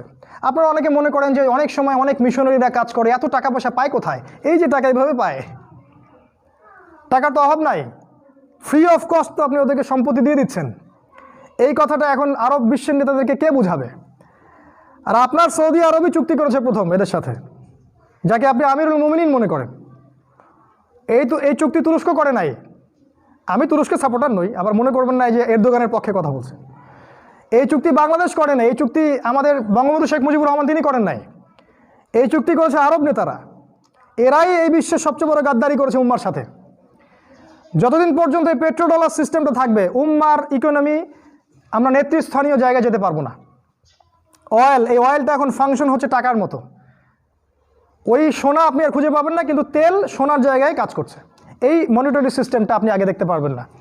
সামনে আরও ভয়ঙ্কর সময় আসতেছে ইনশাআল্লাহ। আমার যেটা মত, আমার যেটা ধারণা, আল্লাহু আ'লাম বিস, আল্লাহ পাক ভালো জানেন, যে নিউক্লিয়ার যুদ্ধ যেটা হতে যাচ্ছে, এখানে এই মনিটরি সিস্টেমটা কলাপস করবে ইনশাআল্লাহ তাআলা। এবং হাদিসেও এসেছে ইমামুল মাহদি এবং ঈসা আলাইহিস সালাম তারা সোনা এবং সোনার জিনিসগুলো মানুষের মাঝে বিতরণ করতে থাকবেন হাত খুলে। তার মানে তখন সোনা আমাদের হাতে থাকবে। আবার সেই দিনার দিরহামের যুগে আমরা যাচ্ছি ইনশাআল্লাহ। এটা কত ছিল? 8। আচ্ছা, 9 নাম্বার, সারা বিশ্বে গ্লোবালি মুসলিমদেরকে কিলিং করা হচ্ছে। খেয়াল করেছেন কি? আগেও মুসলিমরা নির্যাতিত হয়েছে ঠিকই, একটা নির্দিষ্ট দেশে বা নির্দিষ্ট অঞ্চলে, একটা নির্দিষ্ট জাতির মধ্যে। পুরো বিশ্ব জুড়ে মুসলিমদেরকে গ্লোবালি কখনো কিলিং মিশন নামানো হয়নি। মুসলিমদেরকে পুরো বিশ্বের যে কোনো প্রান্তে, হোক সেটা আপনার কাশ্মীর, হোক সেটা পাকিস্তান, আফগানিস্তান বা ইরাক বা লিবিয়া বা সিরিয়া বা জর্ডান বা Lebanon, even Chinese Uyghur, Myanmar, Rohingya, যে কোনো জায়গায় দেখবেন টার্গেট করা হচ্ছে কাদেরকে? মুসলিমদেরকে। আমাদের মাননীয় প্রধানমন্ত্রী কিন্তু জাতিসংঘের একটা ভাষণে এই কথাটাই বলেছেন, হুবাহু যেটা আমি বললাম, যে কেন আজকে সারা বিশ্বে মুসলিমরাই কেন মার খাচ্ছে, এই কথাটা উনি বলেছিলেন। আমরা এই কথাটা বলার জন্য তাকে ধন্যবাদ জানাই। এই যে পুরো বিশ্বের অবস্থা, পুরো বিশ্বের যে কোনো জায়গায় দেখবেন মুসলিমদেরকে টার্গেট করে কিল করা হচ্ছে এবং তাদের পিছনে জঙ্গি, সন্ত্রাসী, মৌলবাদী টাইটেলগুলো লাগানো হচ্ছে। যারা শ্বেত সন্ত্রাস ছড়াচ্ছে, যারা অরিজিনাল সন্ত্রাসী, যারা জুলুমের বশবর্তী হয়ে অর্থনৈতিক শক্তির দাপটে বা সামরিক শক্তির দাপটে সারা বিশ্বে মুসলিমদেরকে নির্বিচারে হত্যা করছে, এদেরকে কেউই জঙ্গি বলছে না, কেউ সন্ত্রাসী বলছে না, কেউ টেরোরিস্ট বলছে না, মৌলবাদী বলছে না।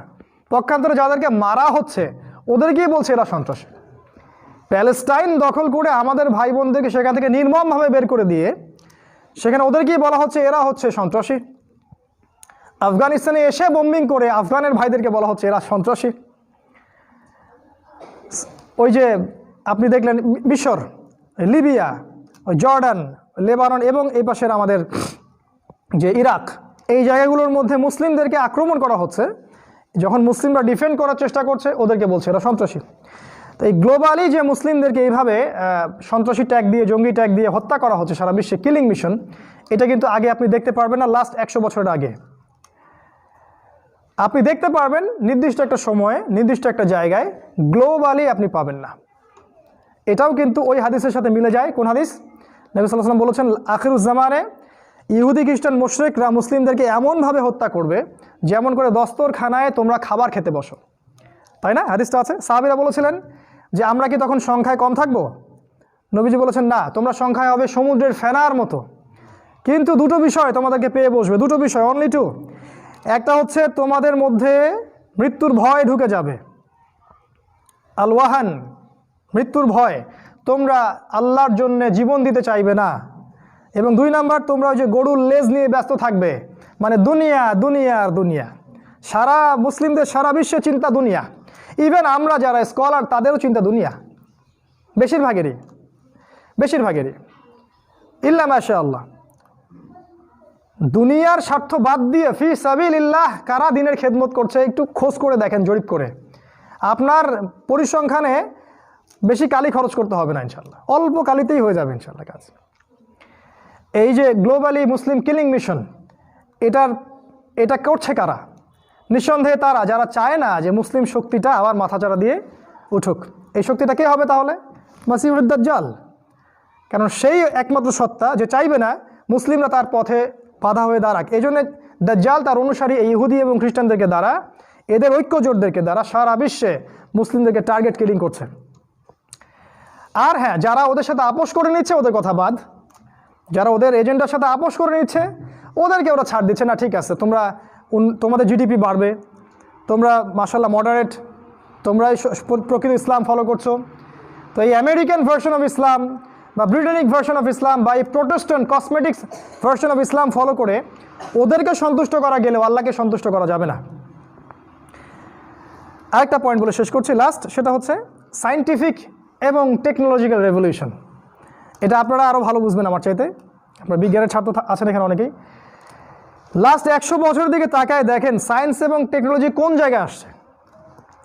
আমি এখানে কি কথা বললাম, এভরিথিং নোটেড, রেকর্ডেড, আমার লোকেশন তারা জানে।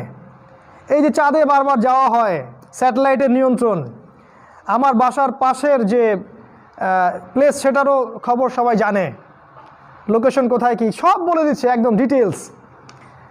ইভেন কৃত্রিম মানুষ তৈরি করার প্ল্যান করছে দেখলাম, কৃত্রিম মাংস তৈরি করছে, আকাশ ফ্লাই করছে, মহাকাশে তারা এখন বিভিন্ন জায়গায় যানবাহন পাঠাচ্ছে। এবং রাশিয়া দাবি করলো কয়দিন আগে যে ওই প্লুটো গ্রহ কি শুক্র গ্রহ, দুটো একটা কথা বলেছে যে এই গ্রহটা আমাদের, এই গ্রহটা আমাদের। আমি অবাক হইনি, কারণ আমি জানি শেষ জামানার ছাত্র হিসেবে যে এই স্টার ওয়ার হবে একটা, শুধু পৃথিবীতে যুদ্ধ হবে তা নয়, মহাকাশেও যুদ্ধ হবে এবং এরা যুদ্ধে লিপ্ত হবে। এই যে যারা ন্যাটোভুক্ত দেশ আছে এবং তার অপোজিশন যারা চায়না রাশিয়ার যারা কন্টিনেন্ট আছে, এরা একে অপরের সাথে যুদ্ধে লিপ্ত হবে, মিসাইল দিয়ে যুদ্ধ করবে এরা। ওখানে তীর বলতে আমি তীর বুঝিনি, আমি ওখানে বুঝেছি মিসাইল। তারা আসমানের দিকে মিসাইল ছুড়বে, তারা এই আসমানের দিকে মিসাইল ছুড়বে, এদিকে যাবে আল্লাহু আলাম, কিন্তু আমার মত এটা এদিকে যাবে পৃথিবী। তো এই রেভলিউশনটার দিকে আপনি তাকান, আপনি প্রত্যেকটা জায়গায় দেখবেন সায়েন্স অ্যান্ড টেকনোলজি। আরেকটা বিষয় হচ্ছে সব কিছুই কিন্তু এর উপকারী নয়, এই সায়েন্স এবং টেকনোলজির সব কিছুই কিন্তু উপকারী নয়। আমরা দেখতে পাচ্ছি এর ফলে অনেক কিছু উন্নতি অগ্রগতি হচ্ছে এবং এটাই আমাদের চোখে বেশি ধরা পড়ছে, এর পিছনের গল্পটা আমাদের কাছে ধরা পড়ছে না। এর ফলে আপনার আয়ু কমে যাচ্ছে, গড় আয়ু, আপনার চিন্তার ধারণ ক্ষমতা কমে যাচ্ছে, আগামী প্রজন্মের মস্তিষ্কের ধারণ ক্ষমতা কমে যাচ্ছে, আমাদের ফিজিক্যাল কাঠামো কমে যাচ্ছে এবং আমরা অসুস্থ হচ্ছি দ্রুত, সেই সৌরবীর্য নষ্ট হচ্ছে, অনেক কিছুই হচ্ছে নেগেটিভ। এই যে 4G 5G রেডিয়েশন হচ্ছে, এই রেডিয়েশনগুলো আমাদের ক্ষতি করছে। এটা তো আর সেকুলাররা আমাকে মানে সাক্ষাৎকার নিয়ে চ্যালেঞ্জ করতে পারবে না যে 4G 5G এইসব রেডিয়েশনগুলো আমাদের ক্ষতি করছে। তো এখানে অনেক ক্ষতিকর বিষয় আছে। তো এই ক্ষতিকর বিষয়গুলো, এর মধ্যে সবচেয়ে ক্ষতিকর বিষয়টা বলে শেষ করছি পয়েন্ট, এই সায়েন্স অ্যান্ড টেকনোলজির অনেক ইনভেনশন আমাদের করা, মুসলিমদের করা, এগুলো ওরা চুরি করেছে। আমাদের সায়েন্স এবং টেকনোলজি ছিল আল্লাহ কেন্দ্রিক, আর এদের সায়েন্স এবং টেকনোলজি কি গডলেস, আল্লাহীন, বরং এটা দাজ্জাল কেন্দ্রিক। এখানকার সবচেয়ে মারাত্মক যে বিষয়টা সেটা হচ্ছে নিউক্লিয়ার ওয়েপেন্স, পারমাণবিক অস্ত্রগুলো। পারমাণবিক অস্ত্র কি মানব সভ্যতার জন্য কল্যাণকর? তাহলে কেন পারমাণবিক এত অস্ত্রগুলো দিয়ে আমরা বছরে কোটি কোটি ডলার খরচ করছি? কেন? কারণটা কি? কারণ একটা শক্তি আছে বিশ্বে, তারা এই বিশ্বের পপুলেশনকে কমিয়ে ফেলতে চায় এবং সারা বিশ্বে একটা মালহামা বা যুদ্ধ লাগাতে চায়। এই যুদ্ধের কথা হাদিসেও যেমন আছে, এই যুদ্ধের কথা ওই খ্রিস্টানদের বাইবেলেও আছে। ওরা ওটাকে বলে আর্মাগেডন, আর আমাদের নবীজি বলেছেন মালহামা, যেখানে 99% মানুষ মারা যাবে, কমব্যাটন। এবং এটার কাছাকাছি এই বিশ্ব দাঁড়িয়ে আছে, যে কোনো সময় এটা লঞ্চ করতে পারে, যে কোনো সময় হতে পারে। ওয়াল্লাহু আলাম, 5 বছর 10 বছর, ওয়াল্লাহু আলাম। এটা সবচেয়ে বড় হুমকি মানব সভ্যতার জন্য। এখন এই যুদ্ধ যদি সংগঠিত হয়, আপনি কিভাবে সার্ভাইভ করবেন, কেমন করে বাঁচবেন? কখনো এই বিষয় নিয়ে কোনো খুতবা হয় না, কোনো মাহফিলে কথা হয় না এবং কোনো লেখনী বক্তব্য আমরা দেখতে পাচ্ছি না। আজকের এই সংক্ষিপ্ত আলোচনায় আমি এই 10-11টা পয়েন্ট আপনাদের সামনে থ্রো করলাম, যেটা এই বিগত 100 বছর এই বিশ্ব দেখেছে, আগের বিশ্ব এটা দেখে নাই। এবং এই প্রত্যেকটা পয়েন্টের সাথে অসংখ্য হাদিস আছে রিলেটেড, যেগুলো শেষ জামানার সাথে সম্পৃক্ত। দ্যাট ইজ ওয়াই আমরা বলি যে আমরা এখন আখির জামানে বাস করছি এবং এই জামানায় সারভাইভ করার জন্য আমাদের কিছু পথ এবং পদ্ধতি অবলম্বন করা উচিত, যেটা আমরা করছি না। আমরা হেলায় খেলায় সময় নষ্ট করছি। আমার সাজেশন নাম্বার 1, যে আপনি আপনার জান, আপনার মাল, সময়, শ্রম দিয়ে ফি সাবিলিল্লাহ প্রস্তুত থাকেন। আপনাকে আল্লাহ পাক যা দিয়েছেন তাই দিয়ে দিনের খেদমত করতে থাকেন আপনার সাধ্য অনুযায়ী। এটা নাম্বার 1 পয়েন্ট। এতে করে আপনি ইনশাআল্লাহ আল্লাহ পাকের কাছে হয় গাজী অথবা শহীদের মর্যাদা পাবেন। কারণ আপনি বিজয়ী হলে গাজী হবেন, আর আপনাকে যদি এই পথে কেউ হত্যা করে, মেরে ফেলে বা আপনার মৃত্যু হয়ে যায়, তাহলে আপনি ইনশাআল্লাহ শহীদ হবেন। এর চেয়ে সম্মানের জীবনও নাই, এর চেয়ে সম্মানের মৃত্যুও নাই। নাম্বার 2, যদি আপনার এই ক্ষমতা না থাকে তাহলে আপনি ঘরে থাকেন,